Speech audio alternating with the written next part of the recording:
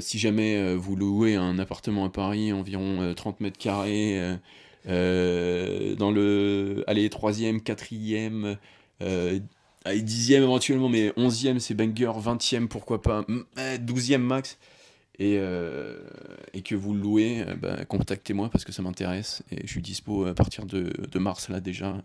J'arrive direct dans ton appart, je te fais le virement et ça part. Parce qu'avec le câble c'est chiant. Salut les gars et bienvenue dans Toxicity épisode 7. Un petit moment que vous l'attendiez celui-là, désolé pour l'attente, mais février, bordel de merde, février c'était une galère pas possible. Ouais, encore aujourd'hui en vrai j'ai pas internet, donc si vous voulez un coupable pour l'attente, je sais que c'était long les steps sans Toxicity, mais si vous voulez un coupable, Bouygues. Toi d'habitude je suis pas du genre à jeter sous le bus, c'est ça? Comment ça qu'on dit? Ouais, flingué Euh, quoi. Quelqu'un ou une compagnie s'il y a un problème parce que l'erreur est humaine. Là en tout, je crois que j'ai 10-12 jours dans le mois de février sur internet, sachant que ma vie c'est internet hein, bien sûr. Donc bah voilà, je peux pas travailler tout simplement, donc vous avez pas de toxicity, on peut pas enregistrer, je peux pas uploader, etc. Donc bon bref, voilà pour ça, et puis j'arrête pas de tomber malade, mais ça on s'en fout. Donc aujourd'hui, bah, on est super content de vous retrouver pour ce nouveau podcast. Ouais. Le dernier c'était un banger absolu. Un truc de ouf, d'ailleurs, un truc de malade. Pour vous dire, quand je l'ai publié sur YouTube, je me suis dit, bon, c'est la première fois que j'en mets un sur YouTube. Tu vois, je me le justifie la publication aux alentours de. Allez, s'il y a au moins 5000 personnes qui le voient, plus SoundCloud, plus Spotify, bah, je serais content, tu vois, parce que déjà on faisait des bonnes stats, des stats qui nous satisfaisaient sur les autres plateformes. Mais là, c'est un délire, hein, on est à 37 000 vues. Genre, c'est un délire. Genre, pour un truc d'une heure et quelques, faire des 70 000, 80 000 vues combinées, genre, c'est un délire. Donc, bah, voilà, ça me fait plaisir, tu vois. Ça me fait plaisir que ça vous plaît. Je veux quand même rappeler que, tu vois, je l'ai dit la dernière fois, et je crois que je vais le dire à chaque podcast parce qu'il y a des nouveaux. Et je vous salue, les gars. Oh putain, j'ai des trucs à dire aussi. C'est une conversation de bro. Ouais, donc on est best bro dans la vie. On fait de la musculation tous les deux. Donc on parlait souvent de musculation notamment et plein de choses, hein, parce qu'on est best bro. Et on s'est dit que putain ces conversations ce serait cool de les partager. C'est ça la naissance de Toxicity, tu vois. Donc on se dit pas qu'on veut vous apprendre la musculation, on dit pas qu'on veut je sais pas, vous apprendre la musculation, c'était bien. On dit qu'on veut partager des conversations qu'on avait jugées bah, intéressantes de partager. Ouais, donc bon, je replace Toxicity. Donc n'attendez pas d'apprendre la musculation sur Toxicity, les bons. Nous on va trash talk, on va parler sans race, on va s'amuser, on va raconter des sujets par contre qui vont clairement vous toucher dans votre quotidien de gars qui fait de la musculation ou pas, j'ai envie de dire même, parce qu'il y a des sujets, tu vois, la santé mentale c'était assez large.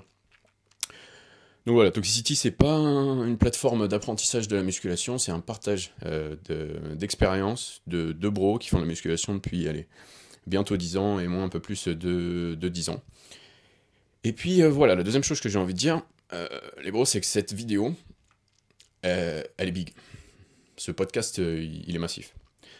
Ce podcast, c'est la vidéo des 100 000 abonnés. Ouais, j'en reviens pas de le dire parce que j'y croyais plus trop. En même temps, je faisais pas trop d'efforts ces dernières années. Après la revue, bon voilà, le Covid et tout. Mais c'est celle-là. C'est vraiment celle-là. Là, on est le. Vous voyez cette vidéo probablement, donc ce podcast, et vous l'entendez probablement le 26 février, le jour de mon anniversaire. Ça me ferait archi plaisir, les bros, qu'on pète les 100 000 le jour de mon anniversaire. Tu vois, j'avoue que j'aurais pu m'y prendre un peu avant, mais t'as vu la gueule de mon mois de février. Donc, si vous voulez me faire plaisir, et si vous aimez le contenu surtout, parce que, ah, voilà, si vous aimez le contenu et vous voulez me faire plaisir, n'hésitez pas à lâcher un petit sub à la chaîne, histoire que, bon, on pète les 100K aujourd'hui. Tu vois, que je le marque, que, bah, finalement, sur mon retour avec Antoine, c'est parce que ça me fait d'autant plus plaisir de le faire avec Antoine, bah, on pète les 100K, tu vois. Ça représente pas grand chose en soi, c'est qu'un total. Et ça fait tellement longtemps que je suis sur internet, je sais qu'il n'y a pas 100 000 personnes encore hein, qui regardent mes vidéos, tu vois. Mais je sais pas, ça fait plaisir en tant que créateur. Tu vois, atteindre quelque chose, ça fait plaisir. Donc, bah, si vous voulez me faire plaisir, le jour de mon anniversaire, je prends. Ouais les gars, souhaitez joyeux anniversaire à Lucas en vous abonnant parce que juste réaliser que sans lui, on serait condamné à avoir des corps de salope, genre. Vraiment, tu vois. Donc rien que pour ça, il mérite un petit sub, c'est gratos. Commencez pas à faire les crevards à sec la value de Toxicity comme ça en disant putain je donne pas de force et tout. Non, genre, soyez un peu... pensez à votre karma, donnez la force à Aizen. Et ouais, pareil, février, j'avoue, j'ai l'impression de gérer bourbier sur bourbier, mais on fait quand même un podcast, ça nous fait plaisir. Et comme disait Lucas, C'est pas du tout l'école de la musculation ici, hein. Cela dit, même de manière empirique, tu vois, quand des gens racontent leur vie, tu peux apprendre des choses. C'est à toi d'avoir cette capacité du coup de tirer un peu les principes derrière nos anecdotes et de voir comment ça pourrait bénéficier à ta vie potentiellement ou pas, tu vois. Ça peut être aussi dans le sens inverse. Par exemple, si tu vois qu'il y a des résultats que t'as pas du tout envie d'avoir, bah tu fais exactement l'opposé, quoi. C'est juste ça. Et je commence à faire l'intro du podcast. Ouais, qu'est-ce que je voulais rajouter moi, je crois que c'est tout, ouais. Tu peux... Ouais, intro podcast, ça part. Ouais, donc là, le sujet du podcast, c'est la prise de masse. Et pour être honnête avec vous, c'est le frérot Sex qui m'a donné de l'inspi. Parce qu'il a dit un truc hyper profond dans sa dernière vidéo. Il a dit, il y a une différence entre prendre du muscle et devenir un gros porc. Et quand il a dit ça, j'ai tapé une énorme barre. Parce que je me suis dit, putain, ouais, c'est vrai. Il a raison. Il a raison, là, que je te dis ça comme ça, tu te dis, ouais, enfin, t'as pas besoin d'avoir bac plus 10 pour comprendre. Mais, dans les faits, tu regardes les gens qui disent, ouais, je suis en prise de masse, en fait, t'es juste en train de devenir un gros porc. Enfin, la plupart des gens, enfin, moi, c'est ce que je remarque. Donc, ouais, en gros, ça va être ça le thème du podcast. Et Lucas, il avait dit, bah voilà, ce Toxicité épisode 7, c'est un peu ton enterrement de vie de gros porc. Et il, il est en train de fissurer parce qu'on parle trop fort? Non. Non, non, c'est à côté, je crois. Ok, putain. Ouais, il y a un Italien qui gueule dans la porte, bon, c'est pas grave. Ouais, donc voilà, enterrement de vie de gros porc, donc c'était en train de kiffer ton KFC là devant Toxicity, je pense que tu vas être bien dans ta tête après avoir écouté ce podcast, donc si tu veux pas être dans ta tête, en vrai, l'écoute pas. Continue de manger ton KFC et ça va bien se passer. Bref, je vais laisser Lucas peut-être introduire le podcast. Moi, j'ai donné le thème. Ouais, je me suis même dit... je sais pas si je vais porter ce que j'ai à porter pour le titre. Parce que je sais qu'on est en 2024 et on n'est pas en 2010. Ouais. Donc je sais que tout ce que tu dis peut être... parce que on a bien vu nos podcasts, ils explosent. Tu vois, vous êtes les premiers à nous le dire en mode... oh les beaux, on vous voit partout avec vos clips, qu'est-ce qui se passe, tu vois?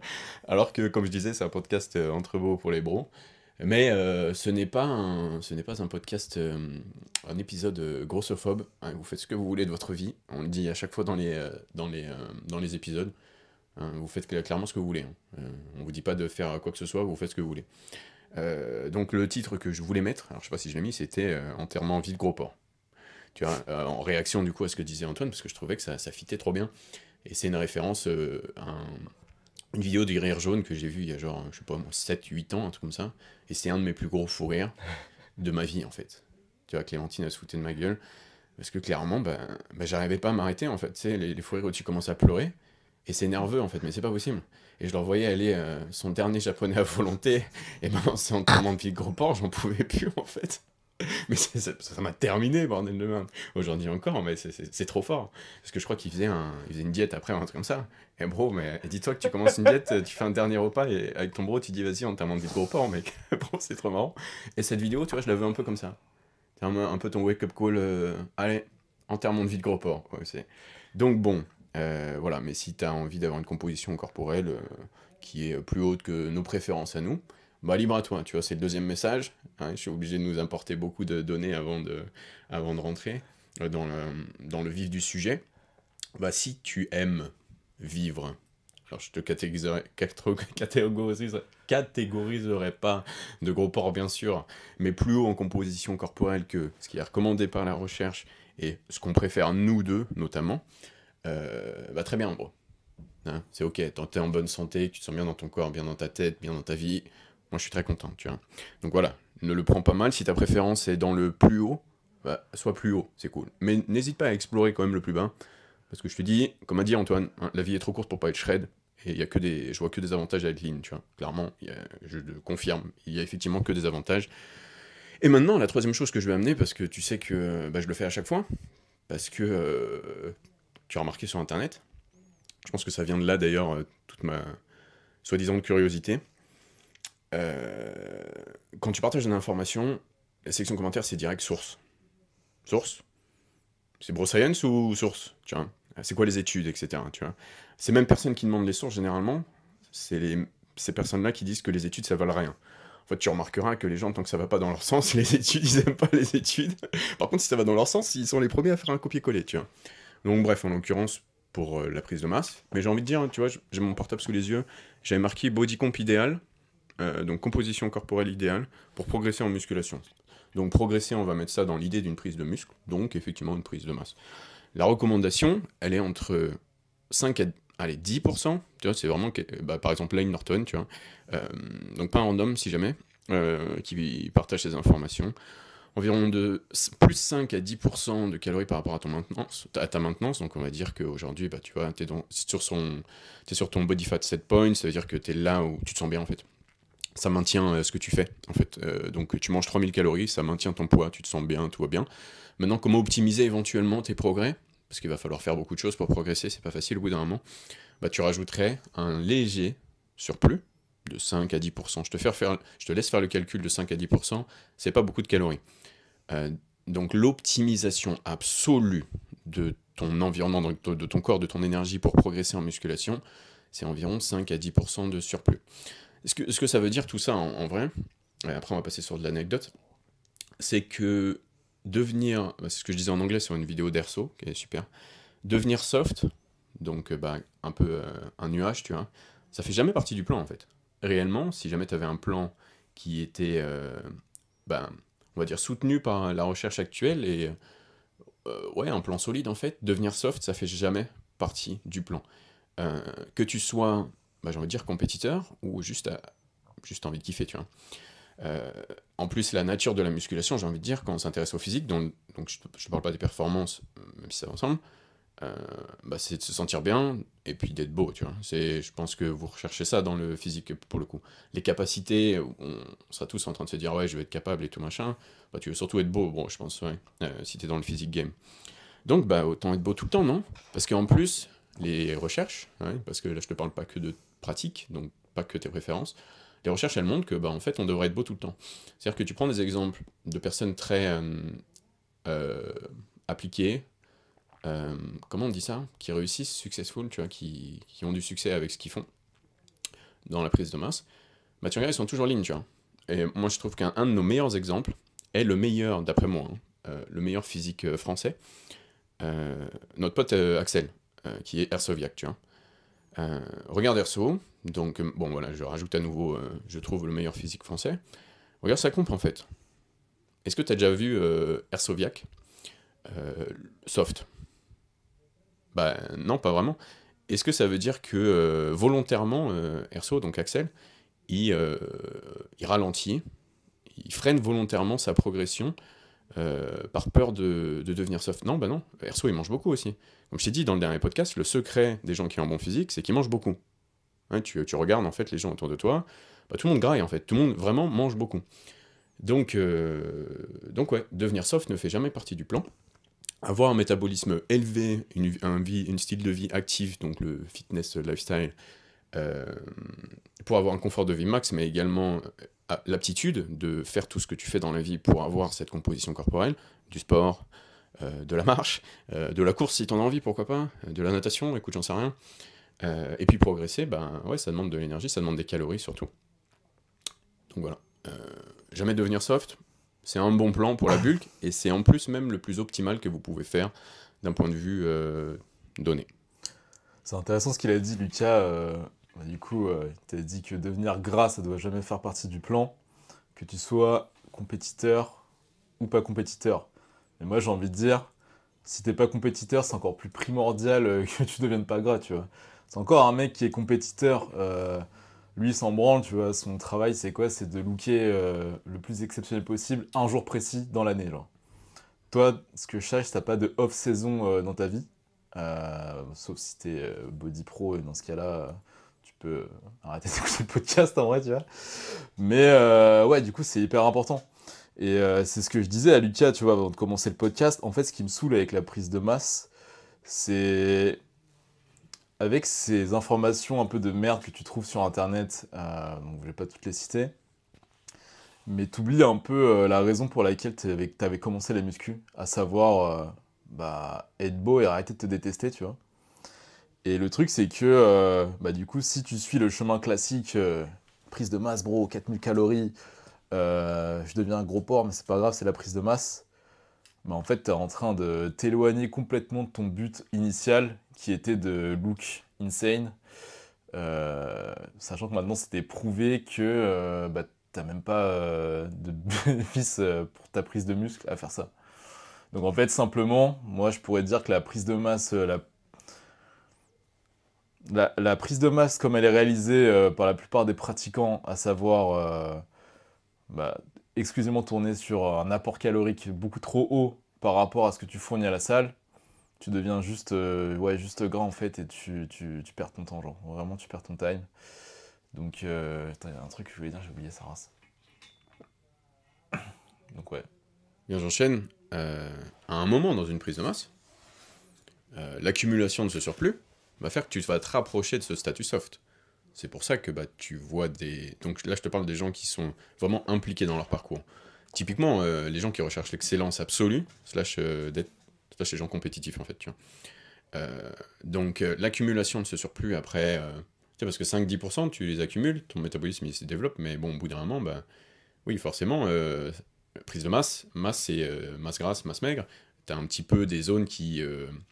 éventuellement se remplissent un petit peu, donc tu es un petit peu plus soft, sans être vraiment la représentation d'un nuage, comme je te disais.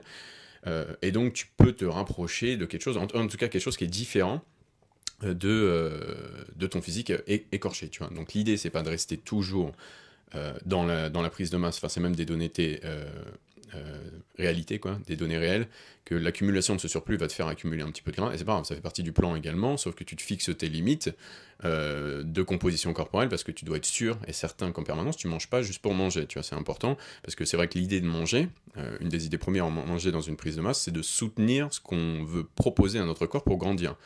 Ouais, donc clairement, si tout d'un coup tu dis Winter Arc, je passe de 3000 à même un truc tout con, 3000 à 3600, tu vois, donc gentil, tu vois, pas un truc énorme, mais est-ce que vraiment c'est justifié en fait? Ouais, est-ce que réellement, dans ces 600 calories en plus, tu peux te dire, ouais, bah je vais faire un maximum de lean body mass, c'est génial, c'est adapté, je suis en prise de masse, tout d'un coup j'ai switché le bouton on, je suis plus en off saison, non, bon c'est l'inverse, je me mets en off saison, parce que off est. Bref, c'est off saison, on saison, c'est en rapport avec le gear à la base, donc on l'utilise en tant que petit nati, mais ça veut rien dire pour nous en vrai, tu vois. Comme il dit Antoine, en vrai, nous, il n'y a pas de saison, hein, c'est toujours la saison en fait. Enfin bref, du coup, regarde, prends euh, un exemple qui a un discours qui est un petit peu différent de celui que je suis en train de te partager, mais pas vraiment en fait, parce qu'on se rejoint. Sam Sulek, quand même, on aime bien l'aborder parce qu'on aime bien son contenu. Enfin, on aime bien, je dis on, toi et moi, tu vois, on se le réfère. Et t'enlèves la donnée de gear, parce qu'en vrai, la donnée de gear, elle change pas. Sam, dans son discours, c'est les gars, arrêtez de perdre du temps à vouloir rester sec, à surtout rester dans un déficit calorique, ou alors une maintenance et bulker. Ça, c'est le discours de Sam, tu vois. Regarde le physique bulk de Sam. Est-ce qu'il est soft? Tu vois, ça fait un petit moment qu'il a repris sa série bulk là. Je sais pas combien de mois ça doit faire, mais on est en 4-5 mois, tu vois, j'imagine, depuis la fin de la sèche. Je me rends plus trop compte du temps. Mais est-ce qu'il est soft? Donc, même quelqu'un qui a un discours qui est orienté vers les calories à fond, le surplus même, on va dire, à fond, tu vois, pour prendre, bah il reste lean, il est jamais soft. Et tu vas dire les produits, non, non, peut-être son métabolisme est encouragé parce que sa T, elle est super haute, il y a d'autres produits, etc. Mais de toute façon, ça fonctionne pareil que nous, au final. Ça change rien. Enfin, j'y connais pas grand-chose, mais ça change rien. S'il voulait devenir gras, il deviendrait gras, qu'il soit chargé ou pas, tu vois. Enfin bref. Mais du coup, même quelqu'un qui a une approche différente de ce que je suis en train de te partager, en tout cas dans le discours, bah, il devient pas soft. Donc, ne devient pas soft. Ouais, si tu voulais une donnée vie réelle, voilà. Après, tu sais, notamment, tu vois, récemment, j'ai transformé, bah pourquoi pas Flo, tu vois, qui a fait une super performance, même au niveau européen, dans le bodybuilding naturel. L'accumulation du surplus calorique au fur et à mesure des mois, parce que c'était long, une collaboration de 3 ans avec Flo, fait que bah, à la fin, il devient plus soft, tu vois. Et la différence entre un compétiteur et un amateur, comme bah, les gens qui font pas de la compétition, c'est que le compétiteur, il va pas revenir en arrière à partir du moment où bah, justement il a atteint une sorte de barrière par rapport à son physique et sa définition, il va continuer dans ce surplus. Ouais, parce que ça le dérange pas aujourd'hui de pas s'aimer à fond, dans l'idée, dans un an encore peut-être, de performer à fond. Mais même le chemin d'un compétiteur, c'est ce léger surplus, ce sera toujours ce léger surplus, et le compétiteur, par exemple, il va accepter de continuer dans ce léger surplus, quitte à casser ses données d'adhérence par rapport à son physique. C'est-à-dire qu'il n'aime plus trop son physique, dans l'idée de toujours progresser à fond, de toujours rester dans un environnement le plus optimal pour la progression au niveau des lifts, au niveau de la musculation. Et c'est ça qui fait la diff entre une prise de masse de compétiteur et d'amateur. Toi, à partir du moment où tu arrives à ce point, en fait, où l'adhérence descend du fait que ta composition corporelle change au point que tu ne l'aimes plus, donc tu n'aimes plus ton physique, toi tu reviens vers la maintenance, voire tu commences éventuellement un petit déficit. Mais en gros, tu vois, la recommandation générale, c'est la majorité de ton temps, environ 5%, allez, pourquoi pas 10% de surplus. Si tu es à maintenance, ça ne change pas grand-chose d'un point de vue optimisation, c'est prouvé ça aussi, hein, d'un point de vue optimisation de, tes, de ta capacité de récupération, de tes performances, de l'énergie disponible pour progresser, voire même un léger déficit, tu ne le sentiras pas sur tes performances, voire ce serait même ce qu'il te fallait pour relancer ta progression en entraînement, parce que la progression en entraînement, il y a aussi des données, tu vois, qui sont psychologiques, tu vois. Donc je parle pas de neurologique, je parle de psychologique. Euh, la motivation, tout simplement. Si tu commences, tu regardes des preps des gars qui concourent, leurs meilleures performances sont faites au début de sèche. Pourquoi? Tout d'un coup, ils ont un objectif, ils sont drivés comme pas possible, ils commencent à aimer un petit peu plus leur physique, par exemple, pourquoi pas. Donc, tu vois, cet élan de motivation va également relancer leur progression. Et à ce moment-là, même s'ils sont en début de déficit, donc en moins, on va dire, ils sont tout à fait encore aptes à prendre du muscle. Leur corps, il a tout à fait l'énergie nécessaire pour récupérer tout ça. Ouais, même s'il y a le déficit, tu crois que tu crois que le gras, c'est quoi en fait? C'est pas de la source d'énergie stockée, le gras? Si. Donc il a tout ce qu'il faut encore. Il y a seulement la personne qui est complètement écorchée, je mets une pause après ça, bon, au cas où, la personne qui est complètement écorchée qui ne peut pas imaginer pouvoir progresser.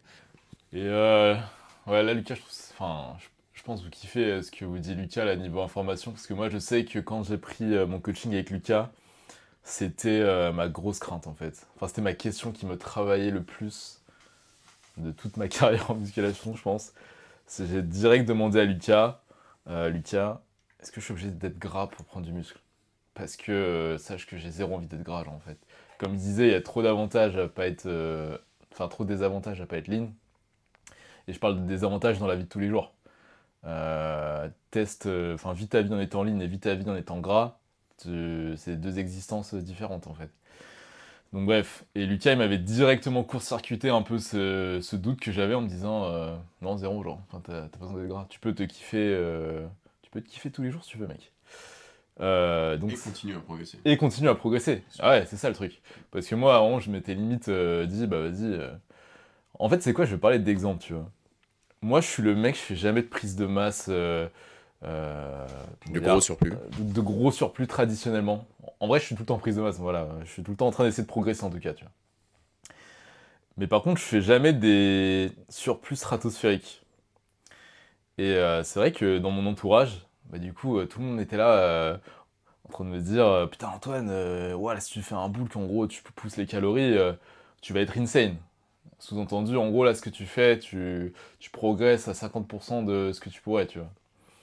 Euh, Moi, j'ai jamais appliqué ces conseils-là parce qu'honnêtement, j'en ai rien à foutre d'être big déjà. Et moi, mon but, c'est vraiment juste de me kiffer. Genre, ça a toujours été ça. Ça l'est toujours. Et un truc que j'ai réalisé, c'est du coup en côtoyant d'autres mecs du fitness français qui sont big à mort, tu vois. Enfin, quand je les voyais sur les réseaux, je me disais, putain, en tout cas, si on suit la logique, eux, ils ont fait des prises de masse de ouf. Moi, je suis sec tout le temps. Donc, j'ai pas un surplus calorique de l'espace. Théoriquement, ils vont me mog et je vais looker tout skinny à côté. Et en fait, dans la réalité, je vois que, enfin, ce que je constate, c'est putain, je suis big sa mère en fait. Je suis big sa mère, j'ai jamais fait de gros surplus, tu vois. Donc là, c'est juste mon cas à moi, mais en vrai, ouais, du coup, c'est backupé par la science, tu vois. Genre moi, j'avais même pas, enfin, j'avais cette étude en tête, mais j'y pensais pas trop, tu vois. Genre moi, juste, je veux bien look tous les jours. Mais du coup, là, le fait que ce soit backupé par la science, ça devrait te donner ouais, la direction à suivre là. C'est-à-dire, kiffe ta composition corporelle avant tout, et là, à partir de là, tu peux t'amuser avec ton surplus, mais comme il a dit Lucas, euh, un surplus optimal, limite, il est imperceptible. C'est pas un truc, c'est pas la fête en mode tu gagnes un KFC par jour en fait. Donc ça demande... Je pense qu'aussi pourquoi les gens ils aiment bien ce concept de prise de masse, c'est que bah, tu relâches tes efforts un peu, dans un certain sens. Mhm. Tu dis, Ton tracking et ok, tout. j'ai pas besoin de traquer, je suis en prise de masse. Mais en fait, non, c'est l'inverse. C'est l'inverse, tu dois encore plus traquer si tu es en mode optimisation totale. Donc, c'est-à-dire que tu essaies de mettre toutes les chances de ton côté pour progresser. Bah, le tracking il est encore plus important en fait. Et un truc aussi que vous oubliez souvent, je pense, quand vous pensez à prise de masse, vous pensez directement à un gros surplus calorique. Mais vous oubliez, en fait, pourquoi tu fais un surplus calorique si tu réfléchis bien? Ce qui va déclencher ta prise de muscle, c'est le signal que tu vas envoyer à l'entraînement. Donc au final, ton léger surplus aussi doit venir accompagner bah, une augmentation à l'entraînement. Sauf que j'ai l'impression que ça, les gens le voient un peu de manière secondaire, alors que c'est tout le cœur du truc en fait. Tu peux faire un surplus de 2000 calories, si ton training il est éclaté, bah, tu vas être dégueulasse en fait. Donc, euh, donc ouais, je voulais juste débunk ça. Hmm. Vas-y, si tu veux. Euh, Je crois que tu continuer. non, vas-y. Bah merde, je sais plus ce que je voulais dire non plus. Attends.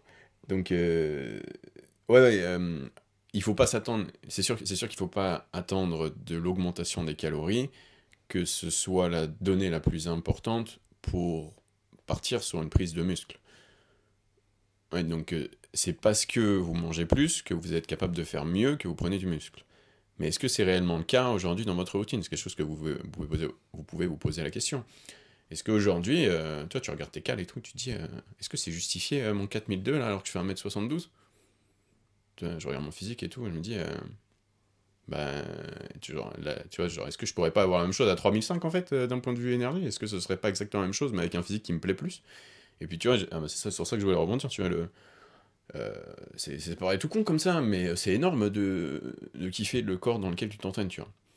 Euh, donc d'être, bah, généralement c'est lean, hein, mais même si, comme je disais au début du podcast, je respecte que ce soit une autre composition que aux alentours de 13, 14, 15%, tu vois.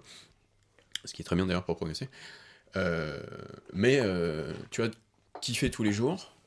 Moi, je le vois, tu vois, je te prends l'exemple. Un des trucs qui me hype d'aller m'entraîner quand je fais mes uppers, bah, je mets toujours un tank au cas où. Tu vois, c'est pas forcément, je vais pas forcément débâcher, euh, mais je le mets, tu vois. Parce qu'un des trucs qui me hype, c'est que quand ça va être le moment de faire les épaules, je vais fissurer, je sais. Je regarde dans le miroir, je me dis, bon, vas-y, c'est mon petit kiff, tu vois. Euh, pour avoir essayé, tu vois, une prise de masse avec un gros surplus, parce que j'aime bien tester les données, bah, c'est pas présent. Donc je peux te dire que la hype de faire des élévations latérales, elle est beaucoup moins présente quand ton épaule, elle est pas énorme à dégueuler dans le bon sens, bien sûr. Donc définie, tu vois, très définie. Et donc au final, est-ce que en mangeant moins, genre 700 calories moins pour reprendre mon exemple, en ayant une composition corporelle dans laquelle tu te sens bien, est-ce que tu serais pas plus déter à faire plus et que tu fasses plus parce que tu es déter à faire plus? Donc tu as la volonté de progresser contrairement à l'autre où tu te reposes sur tes calories et bah, tu pleures un petit peu tant que c'est pas le moment de sécher, tu vois. Bah, moi j'en suis persuadé, tu vois. Donc Broscience là, c'est moi qui réfléchis au sujet, mais je pense que la différence principale entre quelqu'un qui mange à 30% et quelqu'un qui mange de surplus et quelqu'un qui mange à 10% de surplus, c'est celui qui mange à 10% de surplus et kiffe son physique, du coup bah, il s'envoie bien plus que celui qui mange à 30% physique qui est en waiting room en fait, tu vois. Je suis sûr que la différence, en fait, si on, dans une recherche, s'il y avait une étude sur le sujet, bah, il y a eu des études sur le sujet sur le surplus, bien sûr, mais si jamais on devait s'intéresser à l'aspect psychologique, bah, la plus grosse différence viendrait de là, plus que pour des données physiologiques, tu vois. Mais bon, ça c'est de la science, effectivement, c'est pas backup par quelconque étude, et d'ailleurs, viens, je parle des études vite fait, et des informations, tu vois, parce que vous êtes toujours en train de demander des études, ce que je comprends, moi j'aime bien aussi les études, euh, sauf que, bah, tu vois, une étude, c'est pas une réponse. Comme disait Antoine juste avant, la science, ça sert à donner des directions. Donc t'entends n'importe quelle personne qui a monté cette étude, il va te dire, bon bah, voilà, il apparaît que dans ce sens-là, c'est mieux que dans l'autre. Moi, c'est ça, hein, une recherche. À aucun moment, n'importe qui fait une étude te dira, bah voilà, la réponse, elle est là. Regarde, cette étude, elle dit ça, c'est ça la réponse. Non, c'est une direction, tu vois.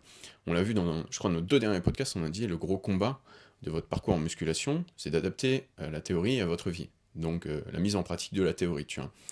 Si tu as une bonne direction qui est soutenue par un gros échantillon de personnes, bah c'est bien, c'est à ça que ça sert la science. Je suis sûr que c'est né pour ça, c'est parce que tous les gens ils se contredisaient, il y avait la brosse science, les gens ils se sont dit, bon vas-y, vous me cassez les couilles à tous dire des trucs différents, viens, on prend un échantillon et on voit vraiment ce que ça donne, tu vois. Donc voilà, t'as une direction.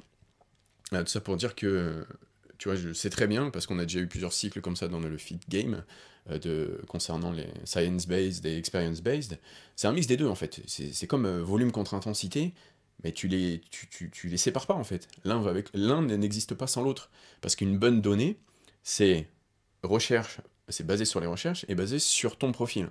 Donc pas forcément l'XP que tu as accumulé, mais ton profil, tu vois. Donc voilà, ne confrontez pas euh, la science et l'expérience, les deux vont ensemble. C'est ce qui fait une bonne information en fait. Tu vois, c'est ce qui fait que l'information était personnalisée. C'est ce qui fait que ça marche en fait. Tu regardes un programme personnalisé, oui, il y a les données théoriques, mais est-ce que tu vas faire exactement la même chose? Pas forcément. Est-ce que tu vas faire quelque chose qui est dans la direction de la science et qui te plaît? Oui, bah c'est ça en fait, l'adhérence, voilà, c'est parfait pour toi. En plus, ça fonctionne, ça apporte des résultats. Bah, t'as la meilleure donnée possible et imaginable. Là où je voulais en venir aussi dans mon passage sur la science, pourquoi pas, c'est que si vous voulez comprendre quelque chose de la musculation, voilà, c'est un discours qui est vieux comme le monde sur ma chaîne, mais arrêtez de chercher à apprendre la musculation sur Internet. Enfin, en tout cas, pas sur YouTube. Ouais, donc pourquoi en fait vous entendez tout et son contraire sur YouTube? Parce que les gens partagent leur retour sur expérience. C'est très bien, ce sont des informations qui sont super pour eux. Pas forcément super pour vous, bien sûr, parce que bah, vous êtes pas eux. Mais c'est quand même des informations qui sont intéressantes. Mais tu remarqueras que ouais, c'est ce que vous me le faites remarquer souvent, bah, j'ai entendu que, en plus il avait un bon physique, et puis à côté il y a quelqu'un qui dit j'ai entendu qu'il avait un bon physique, oui, bah, il y a plein de tactiques, comme disait Antoine, qui te font mettre en place bah, ces fameux fondamentaux qui sont si importants à avoir. Donc ça peut être la fréquence du repas, ça peut être la fréquence d'entraînement, ça peut être la gestion de l'effort sur les séries, le volume d'entraînement et tout, etc. Tu vois, donc comment on s'instruit en musculation, comment on arrête de se poser des questions? Ouais, parce que vous vous imposez encore. Moi, je vois des gens en consultation, bah, ils sont en burn-out en fait. Genre, c'est censé être ton meilleur pote dans la vie, la musculation, te rendre giga chad. Et en fait, ça te prend tout ton temps, tout ton espace mental. Donc, comment faire? Ouais, comme tout dans la vie, si tu veux un service de qualité, bah, t'investis en fait. T'investis dans ton futur. Donc, typiquement, je prends mon exemple. Comment ça se fait que bah, j'ai l'air d'à peu près savoir ce que je dis, même si, bon, il y a forcément quelqu'un qui dira autre chose. Pas de souci, bro. Bah, j'ai payé pour ça. Ouais, j'ai payé pendant 4 ans d'affilée. J'étais inscrit à MAS, je l'ai déjà partagé. De toute façon, toutes mes sous-informations, je les ai déjà partagées. J'étais inscrit à MAS, donc c'est une revue scientifique, tu vois. Bien sûr, comme tout le monde, j'espère, j'ai acheté les volumes des méthodes de Lévier, bien sûr. Ma première année de musculation, j'ai acheté le livre de La nutrition de la force de Julien Venesson. Donc en fait, tout ce que j'ai appris, si je fais un retour sur XP, là, c'est 100% en dehors de YouTube. YouTube, ça m'a diverti, ça m'a montré des tactiques pour appliquer la théorie que j'ai vue dans les livres, mais en aucun cas ça m'a appris la musculation, en aucun cas ça m'a amené des réponses. Ça m'a juste montré éventuellement que bah, d'autres choses sont possibles, pourquoi pas rester sec, tu vois. Moi, ça doit venir de là quelque part. Non, ça vient comme de la science, mais ça aurait pu venir de là quelque part. Donc, vous voulez apprendre quelque chose en musculation, vous voulez avoir des données qui sont solides, pas biaisées par bah, la personne qui vous la partage. Et ça, j'imagine que j'en suis euh, coupable également quelque part dans tout mon parcours. Ça fait 15 ans, donc forcément j'ai fait de la merde à un moment, que je partage des informations, mes informations, et puis les informations que je relève. Donc quelque part on est toujours un peu biaisé, tu vois, on partage ce qu'on aime. Tu vois, tu me dis quel est le meilleur programme aujourd'hui, je vais te balancer le mien parce que je kiffe trop. Est-ce que c'est le meilleur programme? Non, absolument pas, c'est pas comme ça que ça marche, tu vois. Donc voilà, achetez des livres, prenez des... pourquoi pas s'inscrire à une revue scientifique, ça c'est top, si vous avez la foi. Ou alors, tout simplement, voilà, c'est un plug pour mon truc, mais allez voir quelqu'un, et c'est Antoine qui m'a fait penser à ça, dédicace, allez voir quelqu'un qui fait tout ça en fait. Donc typiquement, je propose un service de consultation. Moi, ma vie, ça a été de m'intéresser à toutes ces données. Maintenant, j'ai énormément de tactiques pour te faire mettre en place la théorie. Tu viens en consultation avec moi, en 1 heure, bah déjà, tu gagnes 3 ans à ne pas être perdu, peut-être même 5 ans, à ne pas être, voire 10 ans, à ne pas être perdu avec les informations. Mais en aucun cas, en tout cas, ce sera sur une plateforme gratuite où le contenu il est assez léger, comme YouTube. Ouais, et ça, c'est un truc enfin, je m'étais fait la réflexion. On dit souvent, il n'y a pas de raccourci en musculation, t'as pas de cheat code qui existe, mais c'est faux. T'as un cheat code qui existe, et ça s'appelle bah, juste instruire avec les bonnes personnes, en fait. Parce que t'achètes pas vraiment que de la connaissance, t'achètes du temps, en fait. Moi, souvent, on me pose la question, Antoine, ouais, si t'avais fait un surplus de beaucoup plus conséquent pendant tes années muscu, est-ce que tu penses que là, tu serais plus big, t'aurais un meilleur physique et tout? Je suis là, mais en fait, c'est pas ça le vrai cheat code qui aurait fait que mon physique il serait totalement différent aujourd'hui. Ce qui aurait fait, en fait, ce qui aurait vraiment fait la différence, c'est d'avoir les connaissances que j'ai maintenant le plus tôt possible dans mon XP en musculation. Ça aurait fait une différence. Le reste, ça aurait pas fait de différence ou alors négligeable. Que dalle en fait. Donc là, Lucas, il te parle d'études, t'inscrire à masse, etc. Honnêtement, je connais ce genre de revue, et moi ça me tend les couilles. Donc j'ai fait le chemin du flemmard, j'ai juste pris ma consulté avec Lucas, je pose mes questions. J'ai mon plan carré de A à Z, j'ai plus qu'à appliquer et à côté, je peux faire mes trucs dans ma vie. Moi, ça me va très bien, tu vois. Je prétends pas devenir le prix Nobel de musculation dans les années à venir. Mais voilà, tu vois, t'as plein de choses qui existent pour te documenter. Et honnêtement, ça fait une diff de fou furieux. Ça fait vraiment une diff de fou furieux. Parce que moi, je suis vraiment pas passionné de musculation, moi. Enfin, dans le sens où je vais pas lire des articles de muscu avec des échantillons de gens qui font des trucs et tout. Vraiment, je m'en branle. Cela dit, j'ai quand même un niveau de connaissance assez cool enfin, j'ai un bon niveau de connaissance en musculation, mais ça, c'est grâce à Lucas, tu vois. C'est juste en discutant avec lui, en fait. Donc, ouais, tu prends ta consulte et tu peux être calé plus calé que 99% des gens en France. C'est quand même cool, tu vois. Bref, je comprends pas pourquoi les gens ont toujours pas pris de consulte. Autre truc, qu'est-ce que je voulais dire? Un Ouais. truc que tu sais, je réfléchissais, alors je sais que mon audience, il n'y a pas beaucoup de femmes. J'ai jamais de femmes en consultation. Il y a une meuf qui m'a reconnu à la salle la dernière fois, qui regardait mes vidéos. Ok, oui, oui, moi aussi de temps en temps je Mais elle prend pas rencontre de des consulte, meufs, ouais. mais elles prennent pas de consulte. Toi, je me demande si c'est parce qu'elles estiment, ou alors que les femmes ne prennent pas de coaching de manière générale, ça m'étonnerait, ou alors elles estiment que mon discours n'est pas adapté au public féminin. Moi, Ce qui j'ai n'est une pas le cas, hein. théorie. Si jamais je vous pose la question, bien sûr, on est pareil, hein, pour le coup. Moi j'ai ma théorie là-dessus. Bon, déjà, on n'a pas énormément de viewers, enfin on a plus des mecs qui nous follow, malheureusement. Je rigole. Euh, et je pense que si pour les consultes, je me mets à la place d'une meuf, les photos physiques, update et tout, en vrai, c'est pas ce qui est le plus sexy, tu vois. Mm. Et je pense qu'elles peuvent se dire, elles peuvent être complexées, genre. Parce que si elles se trouvaient vraiment fit, elles prendraient pas de consulte. Mm. Donc, moyen qu'elle se trouve un peu dégueulasse. Donc, envoyer des photos d'elle dégueulasses à un mec, Ouais, mais peut-être. tu vois, typiquement, enfin, je vous raconte ma vie, mais je pense que seulement 20%, peut-être même 15%, j'en sais rien, sur ça de ma poche, hein, des gens qui viennent me voir en consultation, on prep les photos et tout, tu vois. Parce qu'il y en a, ils jugent pas ça nécessaire, et clairement, par moment, c'est pas juste pas nécessaire, tu Ouais. vois. Il a besoin d'un check, tu vois, un checking par exemple, et il revient le mois d'après, ou des trucs comme ça. Il y a pas forcément les photos. Et après, ouais, je sais pas, il y a pas forcément les photos. Mais je me pose la question, tu vois, tout à l'heure, je me disais, enfin, si, parce que j'ai une consultation avec Chloé d'ailleurs, dédicace vendredi prochain, et je me suis dit, putain, mais depuis genre 3 mois, c'est la première meuf qui prend une consulte. La première en 3 mois. Et puis je travaille pas mal en ce moment. Genre, c'est ouf, n'empêche. Ouais, c'est stylé. Ouais. Donc ouais, Je vais changer de carrière bientôt. sachez que je travaille également avec les femmes, que j'ai déjà transformé des femmes, que votre musculation n'est pas différente de celle des hommes. Ouais, vous pouvez même faire plus. Tu vois, si on s'intéresse à ces fameuses recherches, vous avez une capacité d'encaissement qui est plus haute que la nôtre. Et je dis pas. Et par contre, bon, bien sûr, bon, oui, c'est pas le sujet homme versus femme, mais il y a des données hormonales et puis structurelles, de structure, je veux dire, qui font que bah, c'est plus facile de paraître musclé pour un homme qu'une femme, notamment sur le haut du corps, bien sûr. Ouais, mais ça on s'en fout. Sinon, ça marche exactement pareil. Donc, bah, vous êtes les bienvenus, hein. Je travaille avec vous avec grand plaisir. Ça fonctionnera tout autant qu'avec mes gars, hein, ça. Ouais. Moi, on m'a demandé si je faisais des coachings. Je fais des coachings, mais que pour les meufs. Je voulais vous balancer une anecdote parce que là, Lucas il est en train de me monter les transfos de son site et la mienne au bout de 3 mois, genre. Et sur la photo de gauche, je suis dégueulasse, je suis tout gras, tu vois. Et ça me rappelle un truc, c'est quand j'avais commencé la musculation, moi j'avais commencé, je faisais du poids de corps et j'étais lean, tu vois. Du coup je faisais des dips et tout. Je commençais à avoir des triceps et ça commençait à se remarquer. Donc des gens extérieurs me disaient putain stylé, t'es Vlastoc en fait mec. Et dans ma tête j'avais l'impression d'être Jeff Say, tu vois. Et du coup j'ai commencé à devenir accro à la muscu. Et je pense comme vous, j'ai commencé à taper sur YouTube comment devenir le plus musclé possible, tu vois. En gros c'est ça le délire. Et direct, tu tombes sur les trucs bulking bra, 5000 calories, le muscle, il se fait pas tout seul, il faut de la bouffe derrière. Donc je suis parti à Carrefour et j'ai lâché toutes mes thunes dedans pour m'acheter de la bouffe, tu vois. Et je m'entraînais comme un porc et je mangeais comme un porc. Donc j'avais l'impression de devenir stock. Tu vois, vraiment, je me disais, ah, putain, là, c'est bon, là, c'est bon. Dans 3 mois, je suis Ziz. Ça va être la fête, tu vois. Alors, à un moment, j'étais avec mon pote de l'époque avec qui je m'entraînais. On dit, vas-y, vas-y, prends une photo et tout de moi. Parce qu'avant, je lookais, juste pour que vous l'ayez en tête, quand j'étais lean et que j'avais commencé, que je bouffais rien, j'étais super lean, j'avais les abdos apparents et tout. Enfin, j'étais vraiment un peu shred. Et c'était la fissure, tu vois. Je me souviens, j'étais jeune, hein, je me mettais torse nu en SOA, les meufs, c'était, oh putain, trop stylé et tout.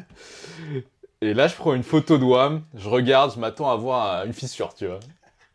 Et là, je me vois, je dis, mais je suis dégueulasse. Genre, vraiment, c'est immonde. Genre, Nuage. un nuage. J'ai fait, mais ça pue la merde, la musculation, tu vois. Je me trouve encore plus dégueu qu'avant de commencer, tu vois. Et je me suis dit, mais c'est pas possible, tu vois. Je me suis dit, c'est un douille, tu vois. Et du coup, là, direct, quand j'ai vu ça, pour moi, red flag, j'ai arrêté la prise de masse. Il me fallait plus me parler de prise de masse. J'ai stop direct. Tous les trucs de merde que j'avais acheté pour ma prise de masse et tout. Et c'est là que j'ai réalisé que ouais, en fait, être lean, c'est le plus important parce que bon là, c'est pas backupé ouais, si c'est backupé par l'univers carrément, mais tu seras toujours plus beau en étant en ligne qu'en étant gras. Genre, t'as beau te sentir tes préférences, toi pour toi perso, tu peux te sentir mieux en étant à 20%, tu seras plus beau à 10% selon les critères du monde réel, tu vois. Donc c'est pour ça aussi c'est important de prendre ça en compte. C'est que pour moi le fait d'être lean, c'est pas juste une fissure sur, c'est pas juste pour vous faire fissurer. Hein, il y a vraiment des avantages qui se remarquent dans ta vie de tous les jours quand t'es lean. Moi j'ai souvent eu des tafs, enfin, j'ai toujours eu des tafs en fait où je devais interagir avec des clients et qui font pas de muscu. Hein. Mais le fait d'être lean, bah, ça se voit sur ta gueule, ça se voit, enfin même sur la manière dont tu présentes et automatiquement euh, bah, ça fait une bonne impression. Et ça, c'est backupé par la science, c'est l'halo effect. C'est-à-dire, quelqu'un qui est beau, t'as tendance à le voir plus intelligent et plus compétent que ce qu'il est vraiment, tu vois. Donc en gros, si t'es fat as fuck vs un mec lean, t'as beau être plus smart que lui, premier abord, on va se dire, ah, putain, le mec lean, il a l'air plus carré en fait. Alors que ça se trouve, c'est un méga branleur, tu vois. Et Yo.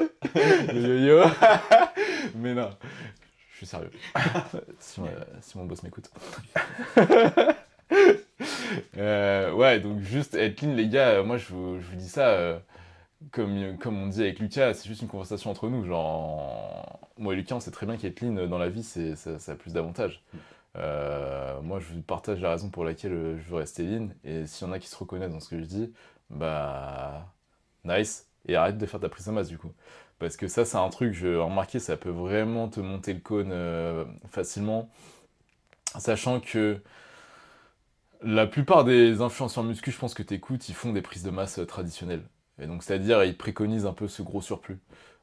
Mais comme Lucas t'a expliqué, déjà, tu peux juste avoir un surplus imperceptible de 5 à 10%. Ce sera totalement suffisant pour bah, optimiser ta prise de muscle et looker bien dans la vie de tous les jours.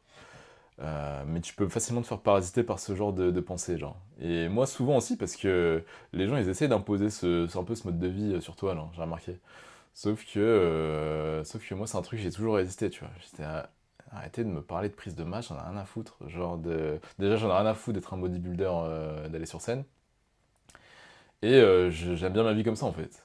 Donc, pourquoi même d'un point de vue, tu sais quoi, même en réfléchissant pendant longtemps, j'ai cru que c'était moins optimal, tu vois. Je m'étais fait bombarder le crâne, je me disais, ok, je fais pas un surplus de l'espace, du coup je look mieux dans la vie de tous les jours, mais potentiellement je bride un peu des muscles. Et j'étais totalement fine avec ça, tu vois. Je me suis dit, si je look, on me disait, ouais, mais dans un an tu vas looker exactement pareil. Ouais, mais pareil que quoi, mec? Genre, c'est déjà pas mal, tu vois. Mm. Donc, Non, ça, ouais, non, mais c'est ouais, 1000% d'accord. Ouais. c'est quand même ok, tu vois. Mm. Parce que sinon, je voyais la logique du truc. Je me disais, ok, bah dans ce cas-là, t'es en train de me dire, plus ton surplus il est élevé, plus il est intense, plus tu vas prendre de muscles.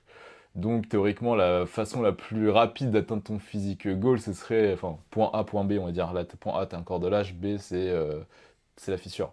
Donc, du coup, tu fais quoi? Un gros surplus de malade pendant 5 ans, parce qu'on sait que prendre du muscle, ça prend du temps. Donc, c'est-à-dire, pendant 5 ans, tu te trouves dégueulasse. Non, tu vois, moi, ma vision de la muscu, c'est qu'il faut qu'il y ait une espèce d'harmonie, une fluidité. Alors, c'est-à-dire, dans ton process, tu t'aimes ton process, en fait. T'es content de le faire. C'est pas.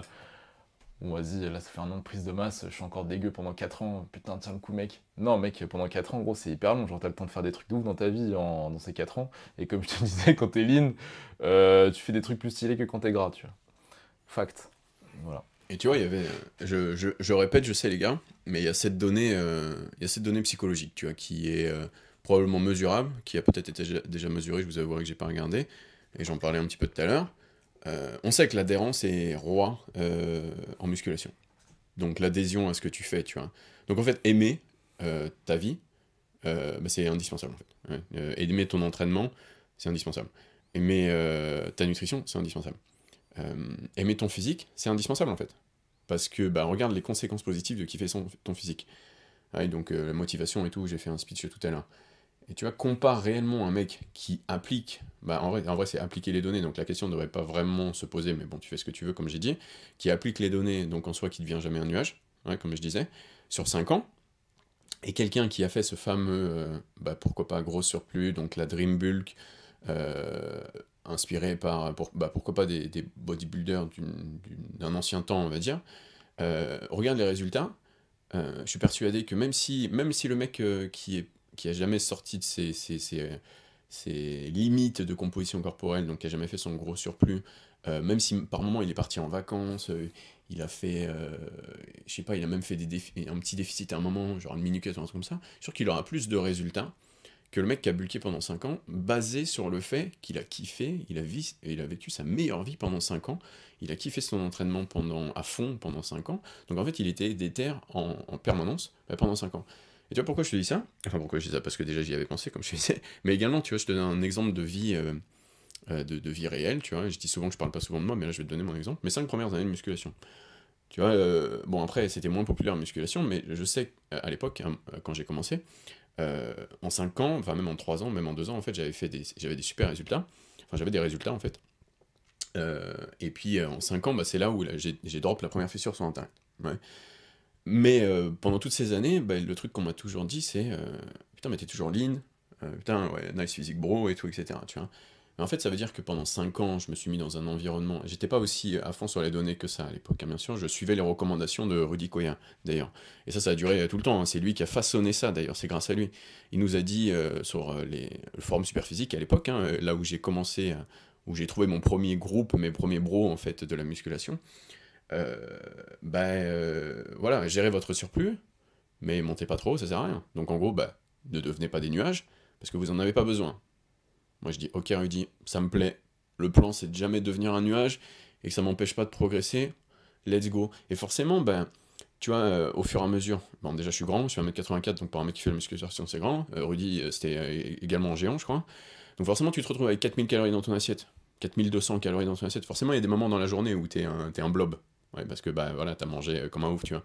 Mais si tu fais la moyenne, bah tu deviens jamais un nuage. Donc en fait, pendant 5 ans, tu fais pas de période de déficit agressif parce que bah t'es jamais devenu un nuage. Ouais, parce qu'en fait, tu te rends compte, les gens qui sèchent, à moins hors compétition, bah, c'est parce ils ont été un peu trop loin dans l'incontrôle, on va dire. Ouais, donc en fait, si t'as jamais besoin de sécher, ta vie, comme disait Antoine, c'est une prise de masse. Ouais, donc en fait, et puis on a tendance à utiliser le terme prise de masse, euh, même nous dans notre discours un peu à l'arrache, c'est pas qu'il fait pas de prise de masse, c'est que sa vie est une prise de masse. Ouais, c'est qu'il s'est mis des limites. Ces limites, lui, elles sont telles quelles entre body fat, enfin, c'est un regard sur son physique ce qu'il a. Moi, elles sont un petit peu différentes, les tiennes, elles sont un petit peu différentes, mais en fait, c'est une prise de masse permanente. Ce qui fait que quelqu'un, sur une période de 3 ans, par exemple, a le maximum de gains possible et imaginable, c'est qu'il n'a pas passé une seule seconde dans un environnement qui n'est pas idéal pour progresser, c'est-à-dire un déficit avancé. Regarde le parcours traditionnel, parce qu'on aime bien les données réelles, tu vois. Regarde le parcours traditionnel d'un go muscu, amateur, intermédiaire, pourquoi pas même avancé. Regarde son année. Est-ce qu'il n'y a pas 4 mois, un surplus dégueulasse, 2 mois de vacances parce que j'ai besoin de respirer, surentraînement, blablabla, tu te retrouves tous les excuses du monde, et 6 mois de déficit? Si, bien sûr que si. Donc en fait, dans une année, bah, il y a quasiment aucun moment où c'est optimal pour toi. Ne nous étonnons pas que le résultat physique ne soit pas à la hauteur de tes attentes. Ne nous étonnons pas d'entendre que la musculation est une activité qui est ingrate. Tu vois. C'est pas étonnant vu les données que tu nous partages là. En fait, il n'y a aucun moment où tu as fait quelque chose de bien, quelque part. Ouais, c'est un peu dur, je suis désolé les bros, mais c'est vrai en fait, il faut bien comprendre pourquoi ça fonctionne pas. Tout n'est pas qu'une histoire de génétique. JPP, JPP c'est de données, tu vois, ça change rien. Tu vois, la donnée, je te l'ai donnée il y a des années, une fois sec, on est tous magnifiques. Ben voilà, deviens sec. T'arrives pas à devenir sec, ben, ta MyFitnessPal, ben, pourquoi tu te poses la question? Elle ressemble à quoi ta journée? Bah, pourquoi tu te poses la question? Oui, tu vas à la salle tous les jours, mais qu'est-ce que ça change? Et on a déjà fait 1000 vidéos sur le sujet, et ça brûle que dalle. Ouais, donc bon, sans surprise, si t'es pas dans un environnement idéal pour progresser, sur court, moyen, long terme, bah tu vas pas progresser. Donc mets-toi dans un environnement idéal pour progresser, base-toi sur ton adhérence, tes préférences, et pourquoi pas la direction que te donne la science, parce que ça sert à ça. Mets-toi sur ce maintenance plus ton léger surplus. Donc si jamais ma maintenance elle est où, Lucas, j'en sais rien, essaye de la trouver. Donc trouve aujourd'hui avec ta routine de vie ce qui te permet de maintenir ton poids. Typiquement, bah voilà, je sais pas, 3000, je te donne l'exemple, c'était parfait d'ailleurs. Mais avant ça, trouve une maintenance qui représente un physique que t'aimes. C'est-à-dire que si aujourd'hui t'es un nuage et tu te dis, bon bah voilà, ce qui me permet de maintenir mon stade de nuage c'est 4200 calories, c'est de la merde, bon. Tu vois, trouve le corps que tu kiffes, trouve ta composition corporelle dans laquelle tu veux vivre, et analyse la maintenance que ça représente. Ouais, donc par exemple, tout d'un coup, c'est pas 4200, mais c'est 3100. Ouais, et à partir de ce 3100, mets-toi à 3250, 3300, et progresse là-dessus. S'il faut que ça dure 3 mois à 3300, ça durera 3 mois à 3300. S'il faut que ça dure 6 mois à 3300, ça durera 6 mois à 3300. Qu'est-ce qui va passer pendant ce temps-là? Tu vas kiffer ton physique parce que c'est toi qui as choisi cette composition corporelle. Tu vas te sentir bien parce que tu manges encore 3300 calories et tu as géré ton emploi du temps pour que tu te sentes bien. Donc en fait, tu as créé un environnement qui est parfait, soutenu par tes préférences et la science si jamais tu en as envie pour progresser. Et là, tu as gagné. Ah, c'est terminé en fait. Toute ta vie, tes 5 prochaines années, bah, c'est une prise de masse. Ouais, et si jamais l'accumulation de ce petit surplus fait que bah, la zone que tu trouves la plus grasse chez toi, parce que comme dit Gundil, on est aussi sec que la zone, on est aussi sec que la zone la plus grasse de son corps, elle se remplit, reviens un petit peu en arrière sur ta maintenance, crée un léger déficit, ça ne t'enlèvera pas de cette zone d'optimale pour le gain. Tu ne devrais jamais, idéalement hein, pour quelqu'un qui ne fait pas de la compétition, tu ne devrais jamais avoir à faire des longues sèches. Ouais, et donc si tu as une longue sèche à faire, c'est que tu as fait un long surplus incontrôlé. Et ça, bah, on a vu que ça fait pas partie du plan, en fait, quelque part. Ouais, seule une personne, notamment je pense à mes bros compétiteurs, tu vois, eux, c'est un requis, tu vois. Un compétiteur, il doit être écorché, en fait. Tu peux pas faire autrement. On s'en fout de tes préférences, ta préférence, c'est d'être champion du monde. Ouais, donc bah, ça saute, ça saute au-dessus. C'est pour ça qu'on recommande pas la compétition à tout le monde, parce que ça fout le bordel, justement, dans ce fameux équilibre que tu as cherché à développer pendant des années, tu vois. Mais sinon, bah, t'aurais jamais besoin de faire un gros surplus. Ta vie, elle va alterner, un gros déficit, pardon. Ta vie, elle va alterner entre léger surplus, maintenance, léger déficit, tout ça pour rester dans la range, donc la fourchette, on va dire, de composition corporelle qui te plaît. Typiquement, on pourrait se dire, je veux vivre entre 11 et 14%, je descends pas en dessous de 11 parce que je me sens fatigué et mon training, il prend une claque, bah je fais plus de gains. Je monte pas au-dessus de 14 parce que j'ai l'impression d'être un nuage, je déteste mon physique, déjà ça me sert à rien de monter plus haut parce que ça détruit mon adhérence à l'entraînement, j'ai envie d'arrêter, donc je fais moins bien, donc je perds du muscle. Je monte pas au-dessus de 14. Tu restes dans cette range, t'as gagné, t'auras quasiment jamais besoin de réellement sécher. Mais sur le. Lucas, il a dit que dans tes premières semaines de sèche, c'est là généralement que tu fais tes meilleurs perfs. Et bah moi, je relate totalement. Parce que pour le coup, j'ai déjà été plus gras. Et j'étais pas forcément plus fort qu'en étant plus sec. Et c'est même l'inverse en fait. Parce que quand t'es assez lean, bah chaque série, tu vois la diff que ça a sur ton physique. Donc sur l'objectif principal, du coup, sur ta vision, tu vois. Donc tu te dis, enfin moi en tout cas, c'est comme ça que je réfléchis, tu vois. Tu te dis, bordel de merde, là cette série, ça a tel impact. Mais en fait, la prochaine série, j'ai envie de la maximiser en fait, parce que là, j'ai envie d'être Godzer. Donc ouais, déjà, le fait de kiffer ta composition corporelle, ça a aussi cet avantage-là, c'est que ta vision, elle est beaucoup plus claire. Parce que c'est vrai que quand tu as un objectif en tête, mais qui te paraît beaucoup trop lointain, ça peut être décourageant. Et moi, le premier, hein, là, tu me mets à 40% body fat, je vais pas du tout avoir le même drive dans la vie ou à la salle, tu vois. C'est pas logique au final. Donc ouais, Lucas, il voulait vous parler de tracking, je crois, il voulait vous roaster un peu là. Ouais, tu vois, je te file de l'anecdote et c'est en rapport avec ce qu'on fait actuellement. Donc, bien sûr, là, je vous parle de se mettre à maintenance, se mettre en déficit, se mettre en léger surplus. Ça se devine pas, les bros, hein. C'est pas. tiens, je me dis qu'à 3300 ça va être bien. Non, ça se mesure. Ouais, donc ça se suit. Donc le fameux tracking dont je vous parlais. Donc clairement, n'attendez pas. Ça, ce sont les données que je trouve très pratiques. Donc c'est pas que de la théorie. N'attendez pas de réussir à vous situer sans mesurer ce que vous avez déjà aujourd'hui et donc ce dont vous allez avoir besoin demain pour ce fameux léger surplus. Tu pourras jamais te mettre en plus 5 à 10%, donc tu pourras jamais appliquer la théorie à ton profil si tu traques pas tes calories et la répartition de tes macronutriments. Donc en fait, ça devrait même plus être une question aujourd'hui. J'espère que c'est clair quand même. Donc il y a aussi le fait que si tu traques pas, tu as pu remarquer de temps en temps, tu vas à l'entraînement et tu as des inconstances concernant soit ton énergie, bien sûr, et puis pourquoi pas le pump, tu vois, ce qui est chiant. On va pas se mentir, quand tu t'entraînes dans le vent, là, quand tu as zéro pump, ça te fait criser en fait. Et tu as tendance à faire plus pour compenser une absence de pump, mais en fait, tu fais la blinde de junk volume qui n'était pas prévue, tu te fatigues pour rien, et donc ça est encore pire. Tu vois. Comment on évite ça? Eh ben, on suit ses calories. Tu vois, sans surprise à nouveau. Pourquoi t'as pas de pump aujourd'hui? Ça fait 2 jours que t'as pas traqué. On sait que quand on traque pas et qu'on est musclé, on mange pas assez, hein, sans surprise. On mange pas assez protéiné, on mange trop gras, on mange pas assez glucidique. Bon, typiquement, surtout, on mange pas assez. Et donc, bah forcément, t'as pas le pump que t'as quand tu manges 4000 calories si tu manges que 3200 calories aujourd'hui. Ouais, alors que l'intuitive eating, bah, il te disait, ouais, j'ai plus faim après 3200. Ouais, bah cool, mais ça, ton corps, il s'en fiche. Si tu veux le maxi pump, va falloir manger. Donc, ouais, traquer vocal, tu vois. Et pourquoi je te dis ça? C'est parce que ça m'est arrivé là. Hier, j'ai pas traqué. Si, j'ai traqué la moitié de la journée, j'ai pas traqué la fin. J'ai juste bouffé un peu comme ça, hein, tu vois. Je mangeais des trucs, et tout. Je me suis dit, ah, ça doit le faire. Aujourd'hui, j'étais à m'entraîner, ça puait la merde. Il était éclaté mon entraînement, il était dégueulasse. J'avais zéro pump. Zéro pump dans mes lattes, alors que j'ai clairement balancé 11 working sets de lattes. Comment c'est possible? Bah voilà, comment c'est possible. Est-ce que ça vient de l'entraînement? Non. Est-ce que ça vient de ma nutrition? Bah absolument. Est-ce que c'est parce que je suis un putain de flemmard? Bah oui, tout à fait. Donc comment résoudre ce problème? J'ouvre mon appli, et je l'ouvre même à 22h. J'arrête pas de l'utiliser à midi parce que je me dis que ça va le faire, tu vois. Donc voilà, si jamais, en tout cas, c'est un problème que vous rencontrez et que vous en avez marre de le rencontrer, bah vous avez la solution. Donc voilà, on vous dit de traquer. Pour ça, il faut bah, déjà traquer. On vous dit de trouver votre maintenance. Bah, pour ça, il faut avoir les outils pour.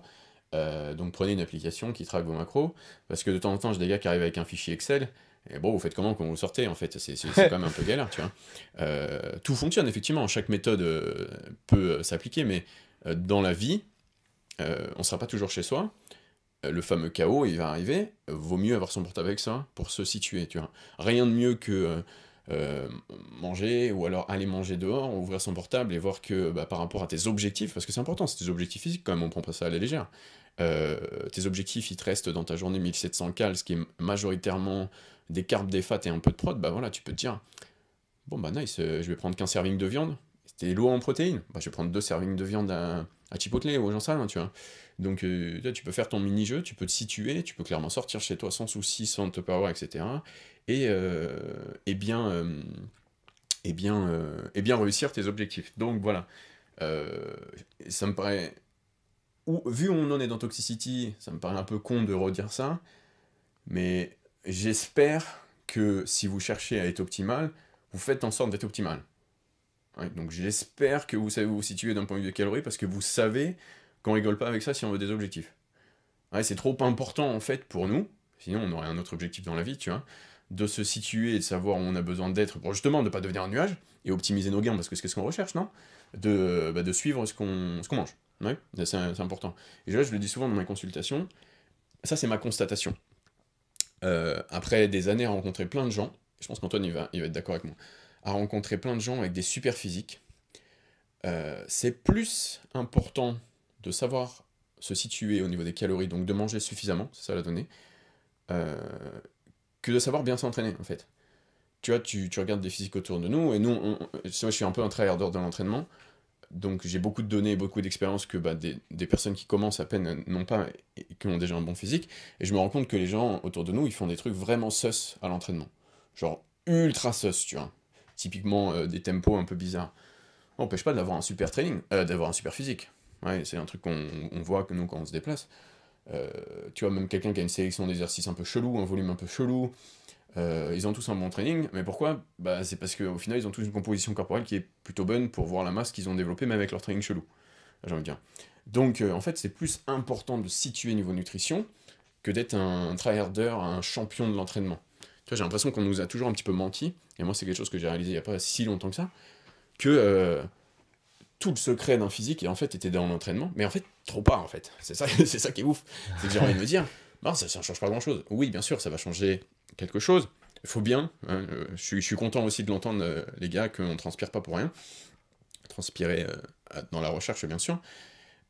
Mais en soi, c'est pas aussi important que d'avoir une composition corporelle qui est stable et surtout d'avoir plein d'énergie pour pouvoir progresser. Et tout ça, ça passera pas par un entraînement qui est optimal, mais par une routine de vie, en fait, une hygiène de vie, même on va dire, une routine hygiène qui est adaptée à nos objectifs, qui est de prendre du muscle. Donc, typiquement, on le voit, hein, des gens, dès qu'ils sèchent, même s'ils s'entraînent un peu bizarrement, bah, ils ont un super physique. Donc, pourquoi ils ont un super physique? Bah, parce qu'ils sont secs. Leur entraînement, il n'a pas changé, il est toujours aussi étrange, mais ils sont super secs, tu vois. Donc, ouais, c'est ce que je disais dans le dernier podcast, je crois. Euh, ouais, vous avez un espace mental assez restreint pour la musculation, ce que je comprends bien, parce qu'on a d'autres choses dans la vie. Répartissez-le bien. Ouais. Ne mettez pas tout dans l'entraînement, à chercher les RIR, les schémas de progression idéaux, les tempos, le volume et tout. Mettez autant de brain power dans la nutrition et pourquoi pas dans la routine de vie et l'activité. Tiens, ça va pouvoir me faire un segment sur le passage à l'activité, tu vois. Parce Ouais. que, bah, on l'avait dit dans le précédent podcast, et je pense que vous l'avez vu si vous êtes là aujourd'hui, un bon physique, c'est l'équilibre des trois piliers, tu vois. Donc ta routine de vie, ta nutrition, et ce que tu proposes à ton corps niveau résistance pour que bah, il grossisse, enfin ils prennent du muscle, tu vois. Donc l'entraînement, typiquement. Et on va faire un petit segment J'ai des trucs à dire. sur ça aussi. Ah ouais? Bah non, bah pas de segment alors. Enfin, c'est bien que Lucas, tu nous rappelles que le tracking c'est important parce que les gars, honnêtement, je vais être très honnête avec vous. Je pense à ce niveau-là, j'étais vraiment pas l'élève le plus sérieux. Moi, le tracking, j'ai toujours eu cette barrière psychologique parce que j'ai l'impression que, je pense, c'était trop d'efforts de un, que ça allait me tendre les couilles, et deux, je pense que j'étais un peu dans le déni en me disant, putain, en fait, j'ai l'impression que je vais rien bouffer si je me mets à traquer parce que je sais que je suis un sale porc et que j'ai pas envie de ça, tu vois. Or, c'est l'inverse. Limite en traquant, bah du coup moi, pour l'anecdote, mon pic sèche, je l'ai eu, j'étais à 2800 calories. C'était mon total calorique le plus bas. Parce que là, je vous dis depuis le début, ouais, enfin, je fais pas de gros surplus, ça veut pas dire que je mange rien. Tu vois là, mon pic sèche physique, c'était à 2800 et je pense que je pouvais quasi monter sur scène en vrai. Donc tu vois que c'est pas non plus trop bas. Donc en fait, ce qui est important en traquant, en fait, vois le tracking, vraiment, pour démystifier le truc, c'est deux spies, mec. Genre, tu prends ta balance, ça prend 3 secondes, mais sache que c'est 3 secondes qui ont un ROI hyper important sur ton physique. C'est-à-dire, si tu vas à la salle 6 fois par semaine, peut-être, tu vois, euh, prendre 3 secondes en plus pour peser ta bouffe, ça va faire une diff de malade, tu vois. Plus que d'être avec ton carnet à la salle et de prendre ton stylo et de marquer des plus 1. Genre, littéralement, tu vois. Donc, ouais, achète ta balance, tu pèses ça, tu fous ça dans MyFitnessPal. Moi, ce que j'avais fait, parce que moi, je suis un peu partisan du moindre effort. C'est un peu de là qu'est venue la clé diet aussi, tu vois. C'est, euh, tu vois, j'avais traqué quand je voulais sécher. Donc là, j'étais à 2800. Les 2800, je les tapais au gramme près, mec. J'étais un niqué. Et du coup, je me retrouvais à bouffer tout le temps la même chose avec les mêmes quantités.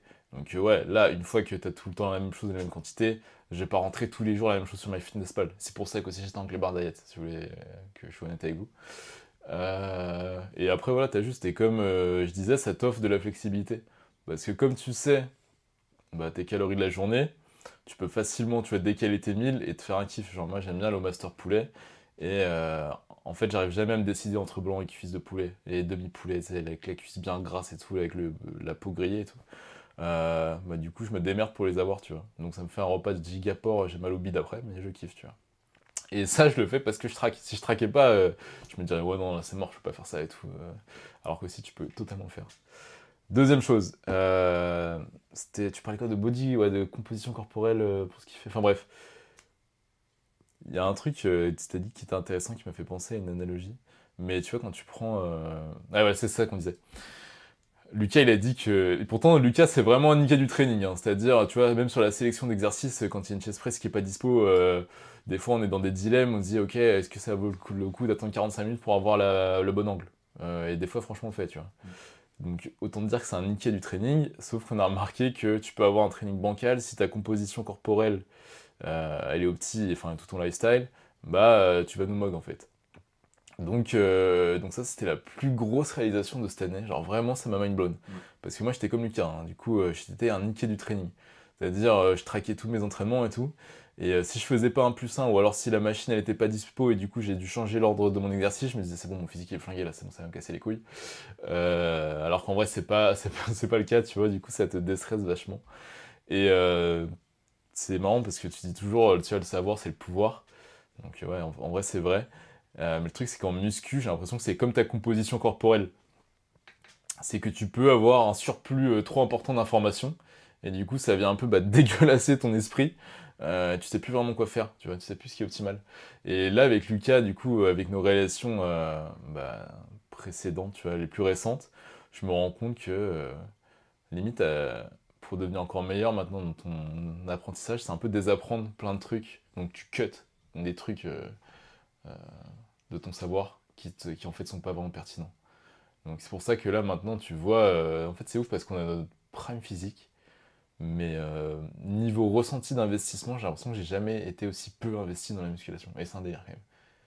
C'est quand même un délire. Ouais. Mais bon, ça, il faut le mériter. Genre tu peux pas commencer direct comme ça en me disant vas-y je vais être chill et tout. Genre tu peux, mais quand même. Genre j'ai l'impression qu'il faut passer un peu par les extrêmes quand même pour apprendre des trucs, tu vois. Ou alors, comme tu l'as dit, faut aller voir quelqu'un qui est Ou alors passé tu vas par voir tout ça. quelqu'un qui va... Ouais, c'est ça. Ouais, En typiquement. fait, t'achètes du temps, tu vois, quand tu prends une consulte. C'est vraiment voilé comme ça, tu vois. Moi, si je pouvais remonter le temps, je le ferais direct. Alors, je prendrais mes thunes, j'irais rien voir Lucas, et en plus, ça coûtait que dalle, tu vois. Et en fait, tu gagnes du temps. Et sachant que ce temps, si tu veux pas le payer maintenant, tu vas quand même le payer un jour ou l'autre, en fait. Parce que tu vas le payer comment? Bah, en dépensant toutes tes premières années de musculation à faire de la merde, par exemple, tu vois. C'est un truc que tu vas devoir rattraper par la suite. Donc, ouais, ton temps, mec, c'est la ressource la plus importante. Et honnêtement, tu vois, là, je pense que si t'écoutes ça, t'es jeune. Plus stylé d'être un sick cunt quand t'es dans la vingtaine que à 55 ans, tu vois. Ouais, j'avoue ce que disait Antoine sur l'investissement actuel. Ça me fait un peu penser à Toxicity, tu vois. Giga successful alors qu'on n'en branle pas une. Pour le physique, j'avoue que c'est un peu la même chose. Et sans surprise, même si ça fait rager les gens, que ce soit le cas, mais c'est parce que la routine de vie, elle est prête, tu vois. Elle est là, tu vois. Nous, on a compris en fait. Ce qui fait que tu arrives à maintenir ta satisfaction physiquement, ouais, et puis je te pose une question en même temps, bon, pourquoi pas, ouverte, tu vois, c'est que ta composition corporelle, elle reste la même. Donc en fait, tu te sens bien H24, ouais, tu te sens plein d'énergie H24 pour aller t'entraîner, mais ce qui fait que tu te sens bien, même si voilà, tu fais pas plus d'efforts que ça, en fait, tu travailles de pas, c'est principalement parce que comme d'habitude, comme tu disais, tu ouvres ton appli santé, il y a marqué toujours la même chose quelque part. Tu ouvres ton appli MFP, ou alors bon, tu as ta routine classique, tu vois, c'est toujours la même chose en fait. Donc bon, le fait que ce soit toujours la même chose actuellement, et que tu te sentes bien à l'entraînement, donc tes performances elles bougent bien sans que tu aies besoin d'invoquer un démon à chaque fois que tu veux faire un training, tu vois. Tout ça c'est des données positives. Donc en fait Ouais. tu progresses quelque part. Ouais, tu régresses pas en tout cas pour sûr, tu vois. Donc le minimum effort, en fait, comme tu dis, c'était pas gratos, il a fallu se situer, mais en fait, là où tu es actuellement, effectivement, c'est un cran d'investissement, on va dire 6 sur 10, mais ça fait partie presque du plan, j'ai envie de dire. Tu passes pas en négatif dans l'idée, tu vois. Il y a pas d'atrophie, il n'y a pas de prise de poids, il n'y a pas de prise de gras, mais parce que tu fais tes steps, et parce que même pendant cette période avec un degré d'investissement qui est peut-être un peu moins haut que celui à la même période l'année dernière, clairement moi aussi c'est le cas, tu vois, t'as un physique qui fait encore plus vriller, parce que entre temps on a progressé, et ce qui se passe aujourd'hui, c'est que même si tu progresses à un degré moins important qu'à l'époque, avec moi, quand on s'entraînait tous les deux, et moi c'est exactement la même chose, ta comp du fait que tu as maintenu tes données, elle a pas bougé, et donc du coup tu fissures quand même. Ouais. Quand Et je parlais voilà. d'investissement un peu réduit, je parlais surtout du training. Ouais. Mais ouais, sur les pas, par contre, ça c'est la Corée du Nord, les mecs. Genre pour la petite anecdote, j'ai eu la grippe le week-end dernier. Il y avait un jour, j'étais cloué au lit, genre vraiment j'avais envie de crever. Je me suis demandé est-ce que je mets fin à mes jours. Moi, je suis hyper hypocondriaque en plus, je déteste être malade, enfin bref. Et cette journée-là, j'avais pas bougé de mon pied, mec. Genre vraiment, je vois, il est 20h, je dis putain, je suis à 200 pas, genre j'ai dû aller au shot, tu vois. Et du coup, je suis juste allé me chercher un Jap après, parce qu'il y avait que ça qui me donnait envie de bouffer. Et j'ai fini la journée à 1500 pas, tu vois. Mais j'ai tellement marché avant que la moyenne sur ma semaine était à 18 000 plus. J'étais là, bordel de merde. Donc en fait, c'est un peu comme si, tu vois, à chaque fois que je sais pas, moi je vois ça, tu vois, plus t'as de masse et plus ouais, tu boostes ta dépense, ce genre de choses, c'est un peu comme si ça, après t'avais des revenus passifs, tu vois. Hmm. Genre, là, tu vois, c'est ça un peu, tu Non, vois. c'est vrai. Bref. Et tu vois, c'est là où je voulais en venir dans mes. J'avais noté que deux trois trucs pour ce podcast. Et bien sûr, c'est une réaction aux réactions à nos précédents podcasts, mais principalement l'épisode 5, où on vous parlait de notre routine de vie. Donc on donnait pas bien sûr des recommandations. La seule recommandation, c'était éventuellement, bah, si vous êtes aux alentours des 10, n'hésitez pas à monter vers les 15, parce qu'on a remarqué que bah, ça fonctionnait bien pour la comp. Euh, mais voilà, les réactions, c'était que c'est un peu BS de baser d'utiliser par exemple la marche pour perdre du poids. Donc typiquement, j'ai vu l'activité, c'est ouf de dire ça, mais j'ai vu l'activité critiquée comme outil pour justifier une composition corporelle qui est bah, comme celle d'Antoine ou comme la mienne, tu vois. Euh, et là je me dis, attends, c'est bizarre, parce que si je vous avais dit marcher tous les jours 2h30, vous aurez dit ah oui, bah oui, mais là je vous dis de faire 15 000 pas, et là vous buguez. Ça, je comprends pas en fait. Comment tu peux te dire que. Parce que c'est pas ça la vraie donnée intéressante dans les pas. Tu vois, c'est pas le fait que ce soit 15 000. C'est le fait que ce soit pratique. Enfin bref, j'y viendrai après si vous voulez, mais. Ils disent fais 2h30 de cardio par jour. Parce que réellement, hein, 15 000, 18 000 pas en tout, quand tu accumules tous les passages où tu marches dans ta journée, donc même si c'est dans la cuisine, hein, ça doit faire 2h30 d'activité en se déplaçant en gros. Ça doit être un petit peu ça.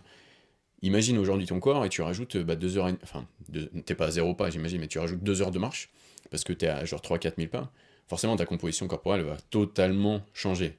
Donc c'est ça, je me dis, c'est bizarre quand même que ce soit remis en question, mais bon, bref, ainsi soit-il, c'est Internet. La deuxième chose, c'est que bah, du coup, bah, pourquoi ça marche si bien en fait euh, c'est con là, on parle du coup que de cardio, c'est ça, Lucas? Ouais, mais c'est un certain type de cardio en fait, un certain type d'activité, parce que cardio, ça veut pas dire grand-chose. Donc un certain type d'activité qui est la marche. Donc on va dire la révolution des dernières années, si on peut appeler ça comme ça quelque part, c'est d'utiliser, donc c'est de quantifier cette donnée, déjà premièrement, et c'est de l'utiliser comme un outil pour améliorer son quotidien. Donc c'est ça la seule révolution avec les pas de ces... euh, donc ça a émergé en 2012, un truc comme ça, avec Stan Efferding et Super Training, et ça s'est vraiment popularisé en 2017 avec la préparation de Steve Hall, et c'est à ce moment-là que vous avez peut-être connu les pas. Ouais. Donc ça a été ça la révolution. Ça n'a pas été de marché, bien sûr.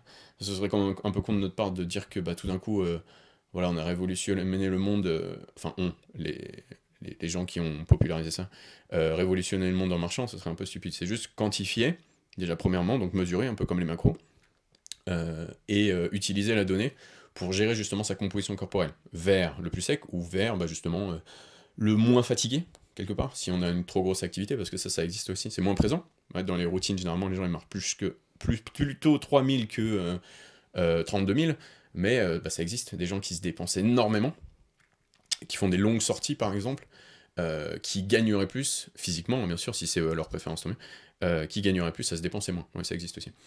Mais bon, Ouais. bref, voilà, j'étais trop surpris de voir que. En fait, je pense que c'est le terme. Le fait qu'on n'utilise les pas, vous avez l'impression que c'est quelque chose de tendance parce que ça a buzzé de fou.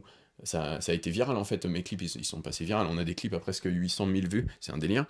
Mais en fait, si on avait dit 2 heures, enfin, si on avait utilisé les unités de mesure que vous connaissez bien, avec lesquelles vous êtes familier, typiquement l'heure de marche, sur un tapis, vous avez dit ah ouais, c'est pas un problème, tu vois. Mais en fait, c'est exactement ça. Bon. Là, on parle de changer ta routine de vie et marcher 2 heures de plus. Donc forcément, tu vas être plus sec. La donnée qui nous intéresse, nous, c'est pas que le fait que ça le quantifié, c'est le fait que ça n'impacte pas notre qualité de vie. Et c'est ça la force de la marche. Sans rentrer dans la théorie avec la D2, parce que j'ai pas envie de vous faire chier, on est trop loin dans le podcast pour ça.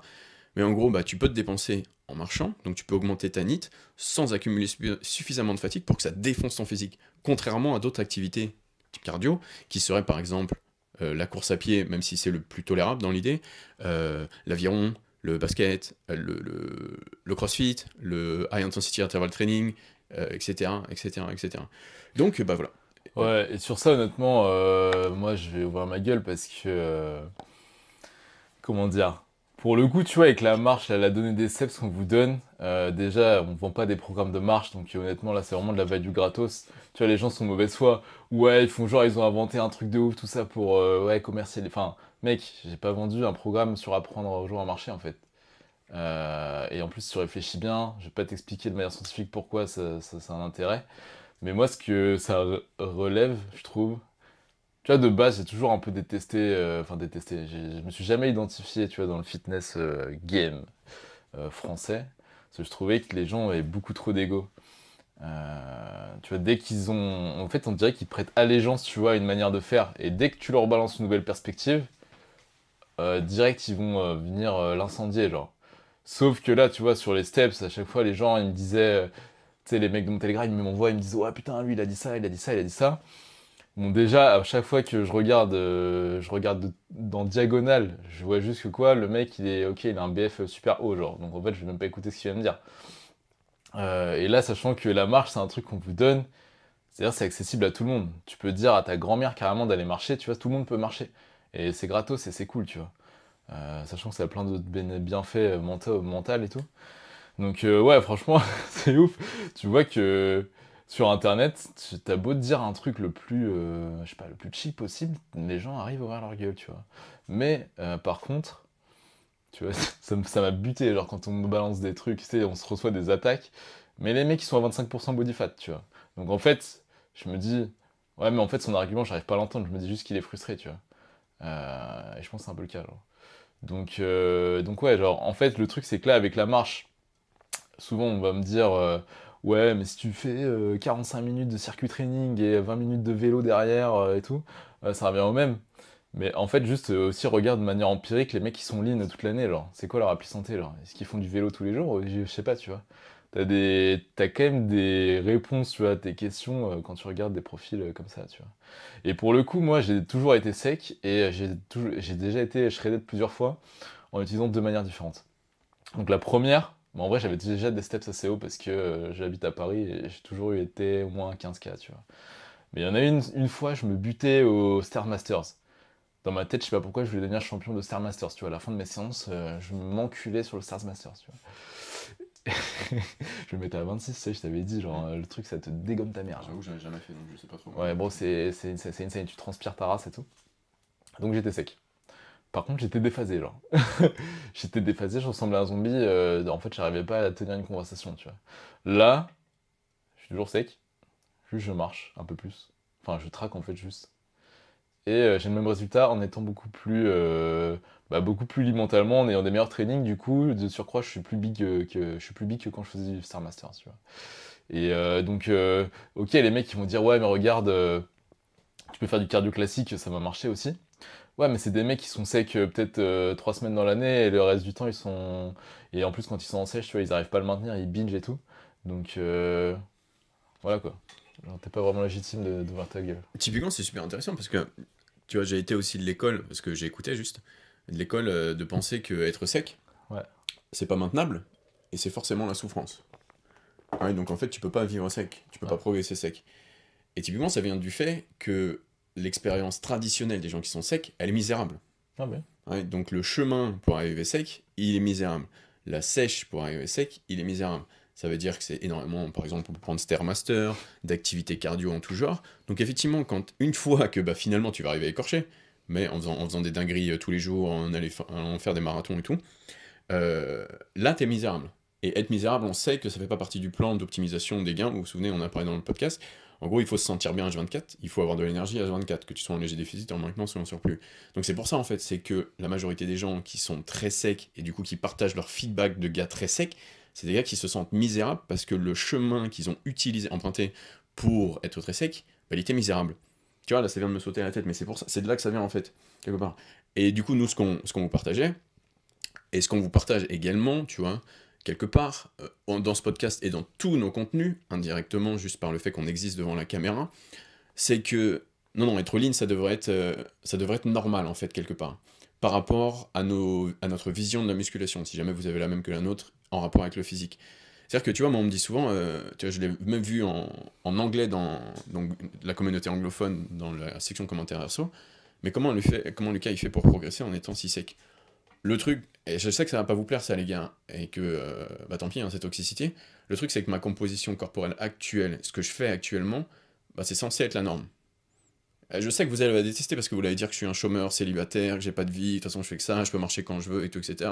J'ai l'habitude, hein, je vous connais par cœur, mais c'est réel en fait. Tu vois, j'avais marqué sur mes notes, j'ai parlé d'arceau plus tard, plus tôt dans la conversation, mais également, bah, regarde ma bulk là, depuis la dernière fois que j'ai cuté, c'était en fin octobre avec toi, Antoine, je Ouais, un crois, truc comme ça. pour le petit truc, et encore c'était un petit kiff, hein, c'était pas un truc long. Je suis en bulk depuis. Ma comp, elle est plus haute, hein, bien sûr, parce que c'est l'accumulation du surplus, mais en soi, bah voilà, je mange 4000 calories, je suis sec comme je suis, mais défini comme je suis, parce que c'est censé être le cas. Donc en fait, ça va pas vous plaire à nouveau, mais peut-être que à ceux qui sont prêts à écouter, bah vous allez écouter. Ce que vous voyez chez moi, c'est pas moi qui suis sec, bah, c'est peut-être vous qui n'êtes pas assez, en fait, par rapport à l'optimisation absolue du chemin pour progresser en musculation.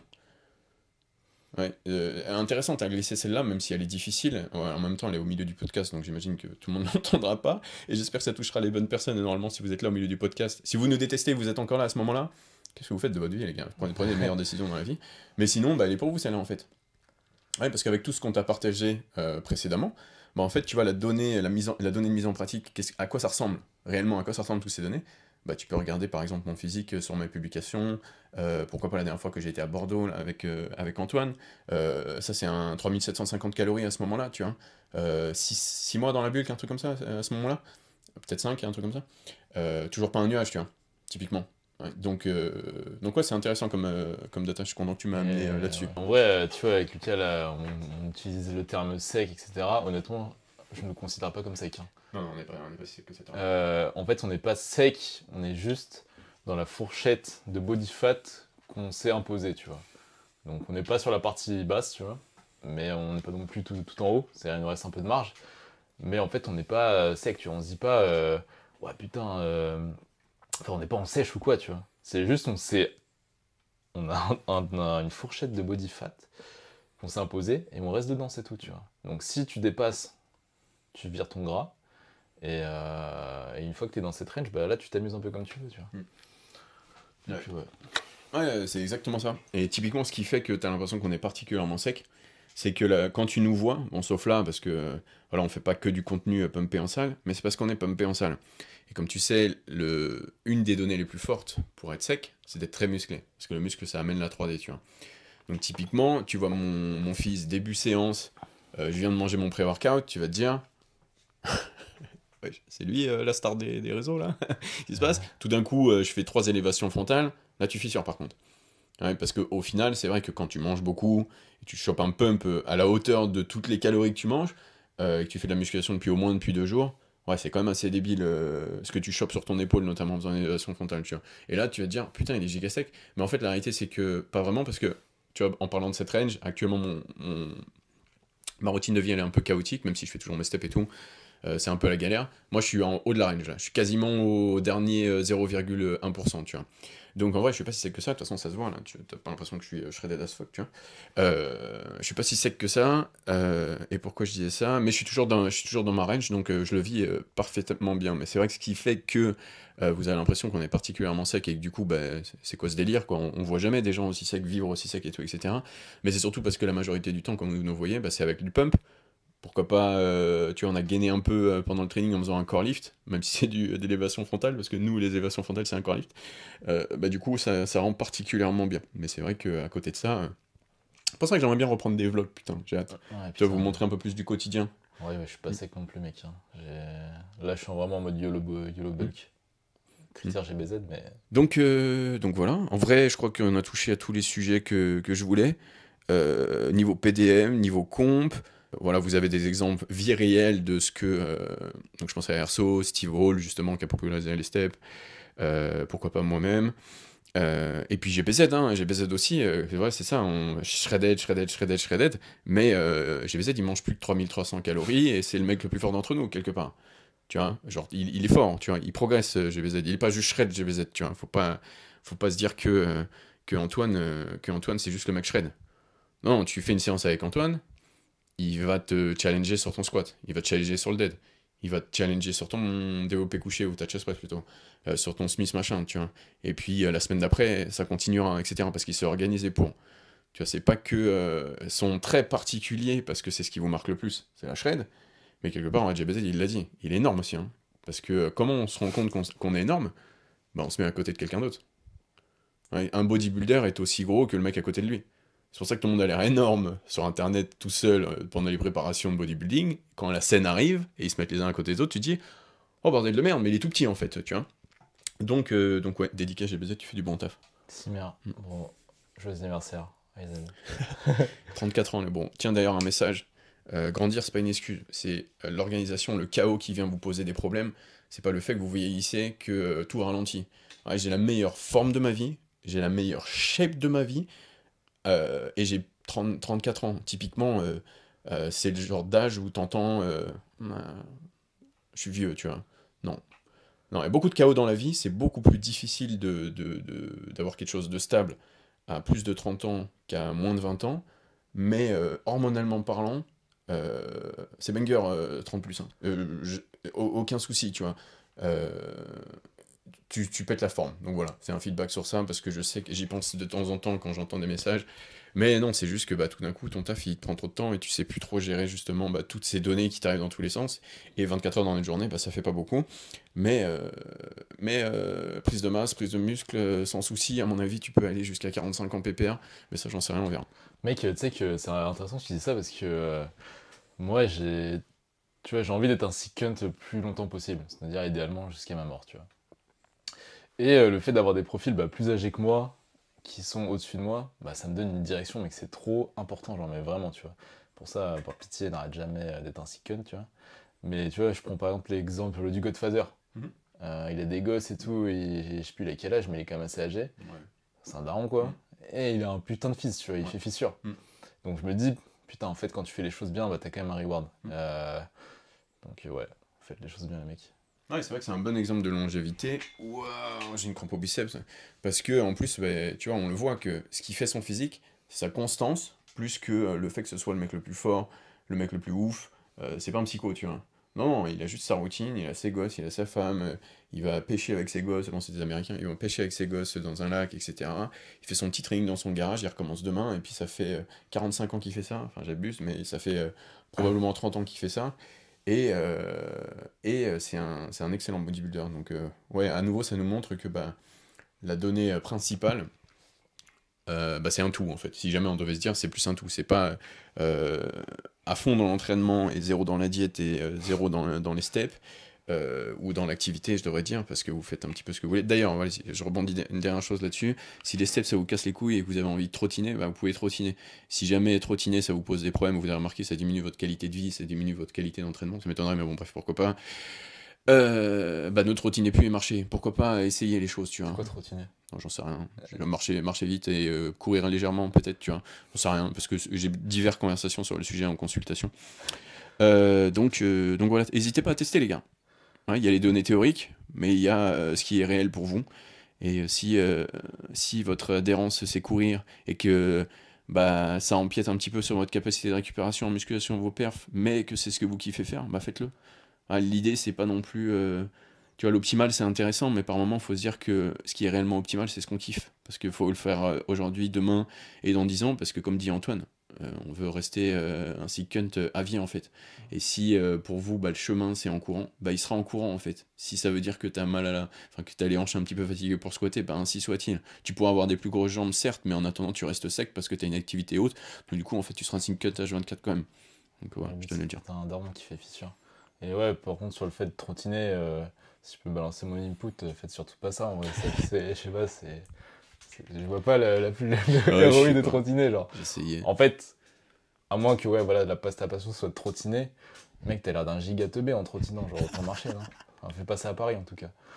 Ouais. Non, je voulais dire jogger, en fait, peut-être. Jogger. Ouais, Jogger, ça va, tu vois. ouais, Mais là, tu me dis trottiner, déjà, ouais. tu cours. Bon, voilà. Si tu cours, La marche vite, là, fais ouais. ça bien, tu vois. Fais ça bien. Au moins, on te mire, il nous dit, putain, ce mec, il court bien. Mais là, si tu cours comme si t'avais 70 ans, mec, franchement, marche. Ouais, ouais. Et puis voilà, un truc que j'aimerais bien vous montrer, mais je veux pas trop bouger la cam. Mais là, finalement, j'ai mis en place la setup ultime du devenir lean et le rester. Ouais, parce que c'est important, c'est ce que vous voulez tous, hein, j'en ai bien conscience. Si vraiment c'est la sauce pour vous, on l'a déjà partagé 1000 fois, hein, donc il n'y a rien de nouveau, mais si vraiment c'est la sauce pour vous, imaginez qu'aujourd'hui, tu vois, on l'a dit dans les différents podcasts et les vidéos, ce qui fait que, bah voilà, Antoine et moi, bah, on a notre structure, une grosse partie de la structure, je veux dire, qui représente notre idéal et notre physique, c'est d'avoir une certaine activité. Ouais, c'est un tiers de l'équation au final. Mais ta vue elle est demandante, bah là t'as une setup où tu peux tout ramener chez toi. C'est-à-dire qu'aujourd'hui, bah tu vois, en ce moment en France, c'est quoi cette météo quoi? Il y a des moments, genre j'ai pas envie de sortir marcher 18 000 pas et clairement ça défoncerait ma qualité de vie d'aller le faire. Et puis je l'ai tanké pendant un bon moment. Mais là, ce que j'ai fait, c'est que bah, j'ai investi dans tu vois, il est à gauche, c'est pour ça que j'arrête pas à regarder, un bureau qui est réglable, donc je peux le mettre en position 1,20 m ou 70 cm, donc assis ou debout par exemple. Et j'ai acheté là j'ai juste à la droite, vous le voyez pas, mais un tapis de marche.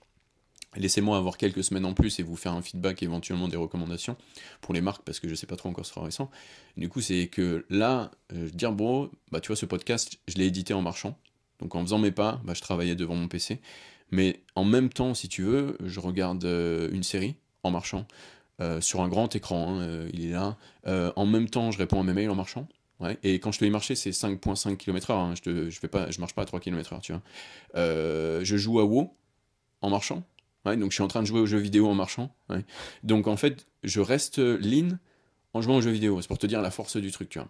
Donc si quelque part tu te rends compte que bah, tu es dans la sauce au travail, bah voilà, tu viens de rejoindre le taf et tout, genre tu sais, il y a la pression sociale qui fait que bah, c'est galère, bah, je peux que te recommander d'avoir une setup chez toi pour atteindre des objectifs. Parce que, à nouveau, tu vois, on prend pas à la légère quand même le fait d'avoir ces objectifs physiques. Ça nous prend du temps dans nos journées et on décide de le consacrer à cette activité. Autant rendre la chose super confortable. Tu vois, je dis souvent no pain no gain, ça n'a pas trop de sens. C'est plus maximum confort pour maximum de gain pendant longtemps.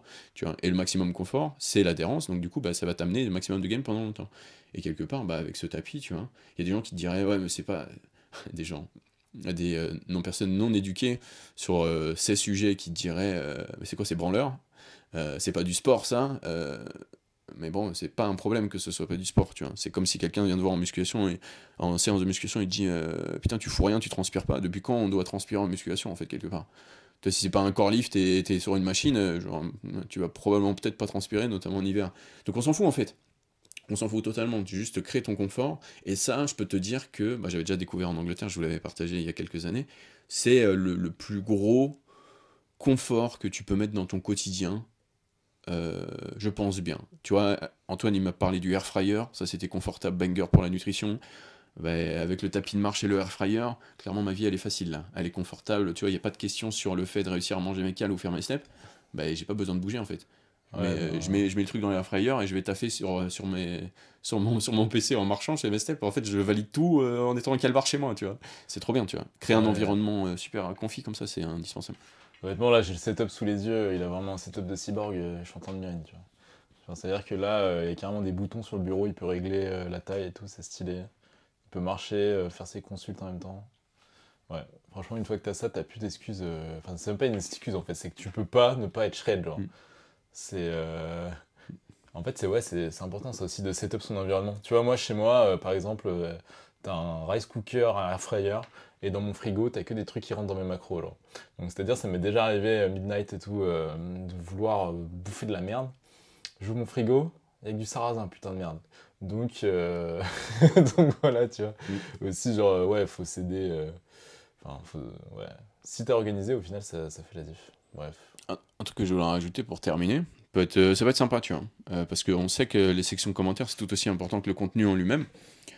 J'invite les personnes qui ont commencé à changer leur routine de vie, avec notamment une augmentation de l'activité, pourquoi pas le tracking, à faire des petits feedbacks dans les sections commentaires, parce que tu vois, c'est cool de nous écouter nous, enfin peut-être que tu juges que c'est cool de nous écouter nous, mais je sais que bah voilà, plus il y a d'avis, plus on peut se faire une idée sur le sujet. Typiquement, tu regardes pas mal de revues sur Amazon avant d'acheter un truc, tu vois. Même si le gars qui te vend le produit, il te dit que bah, c'est un banger, tu vois. Donc, ouais, n'hésitez pas à partager. Tu vois, ce que vous avez relevé, les changements, bien sûr, positifs. Vous pouvez pas mettre de photos, mais les changements positifs sur votre physique. Par moment, je sais que vous allez parler du fait d'être un petit peu plat, hein, et qu'est-ce que vous avez fait en conséquence. Si vous avez écouté l'épisode 6 de Toxicity, vous avez la réponse au passage. Et puis ouais, les bienfaits aussi sur votre vie, peut-être, la qualité de vie et tout. Moi je dis que si on a plein de feedback, quelque part, c'est comme ça que l'information... Bon, on vous dit, on n'a rien à vendre, hein, vous faites ce que vous voulez dans votre vie, mais nous, vu que on veut le meilleur pour vous tous, et on sait que ça passe par une routine de vie qui est active, hein, ouais, c'est recommandé par tout le monde, c'est grâce à vous aussi que, tu vois, ces messages de bien-être, ils passeront. Ouais, et qu'on s'éloignera de quelque chose qui est plus sédentaire. Et en soi, si la population est de plus en plus active et moins en moins sédentaire, eh ben, il y aura plein de gens en bonne santé, plein de gens heureux. Et franchement, moi, je serais content. Ouais, de ouf. Et bonus point pour la section commentaires. Moi, ça m'intéresse de savoir. J'avais dit, tu vois, quand tu te fixes un nombre de pas assez haut, des fois, tu as des événements sociaux, tu as des moments, c'est pas pratique, et tu dois être un niqué du crâne. Donc, racontez-moi aussi, c'est quoi votre passage niqué du crâne, du coup, en appliquant les steps. Je suis grave curieux de savoir. Typiquement, c'est ça, c'est un passage qu'on pourrait faire en stream.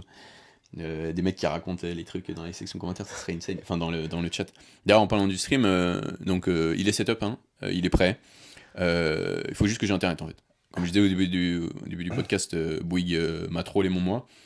Mais là, si on pouvait, on streamerait.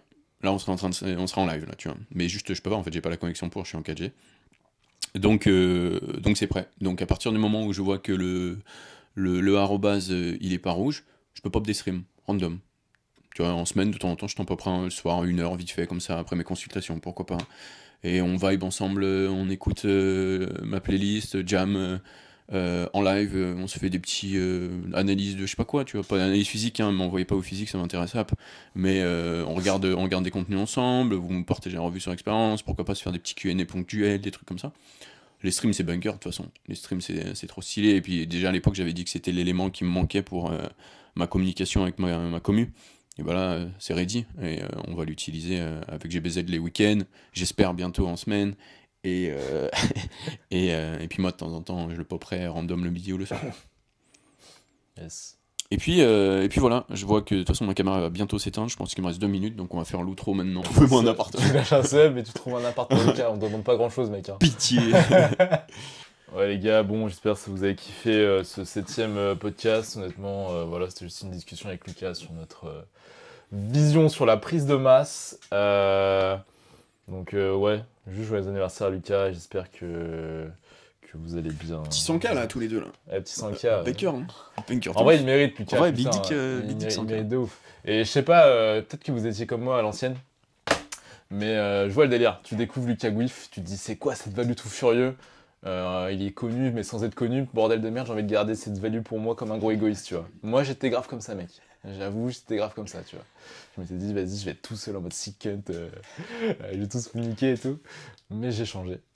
Et en fait, tu te rends compte, bah, si tu kiffes vraiment ton créateur, bah, donne-lui la force, parce qu'en fait, on se rend pas compte, mais ça. Bah, voilà, tu vois, ça l'aide. Donc, ouais. Ah, c'est important de ouf, hein. Ouais. C'est vous qui avez le pouvoir. Enfin, merde, je disais c'est important de ouf, c'est vous qui avez le pouvoir avec vos clics. Hein. Clairement, c'est vous qui shapez mon présent et mon futur. Donc, ouais, si vous kiffez, n'hésitez pas à me le faire savoir, parce que moi, c'est quoi du bonus de ma vie. Ouais, donc on blast les commentaires joyeux anniversaire à Aizen et on lui trouve un appart.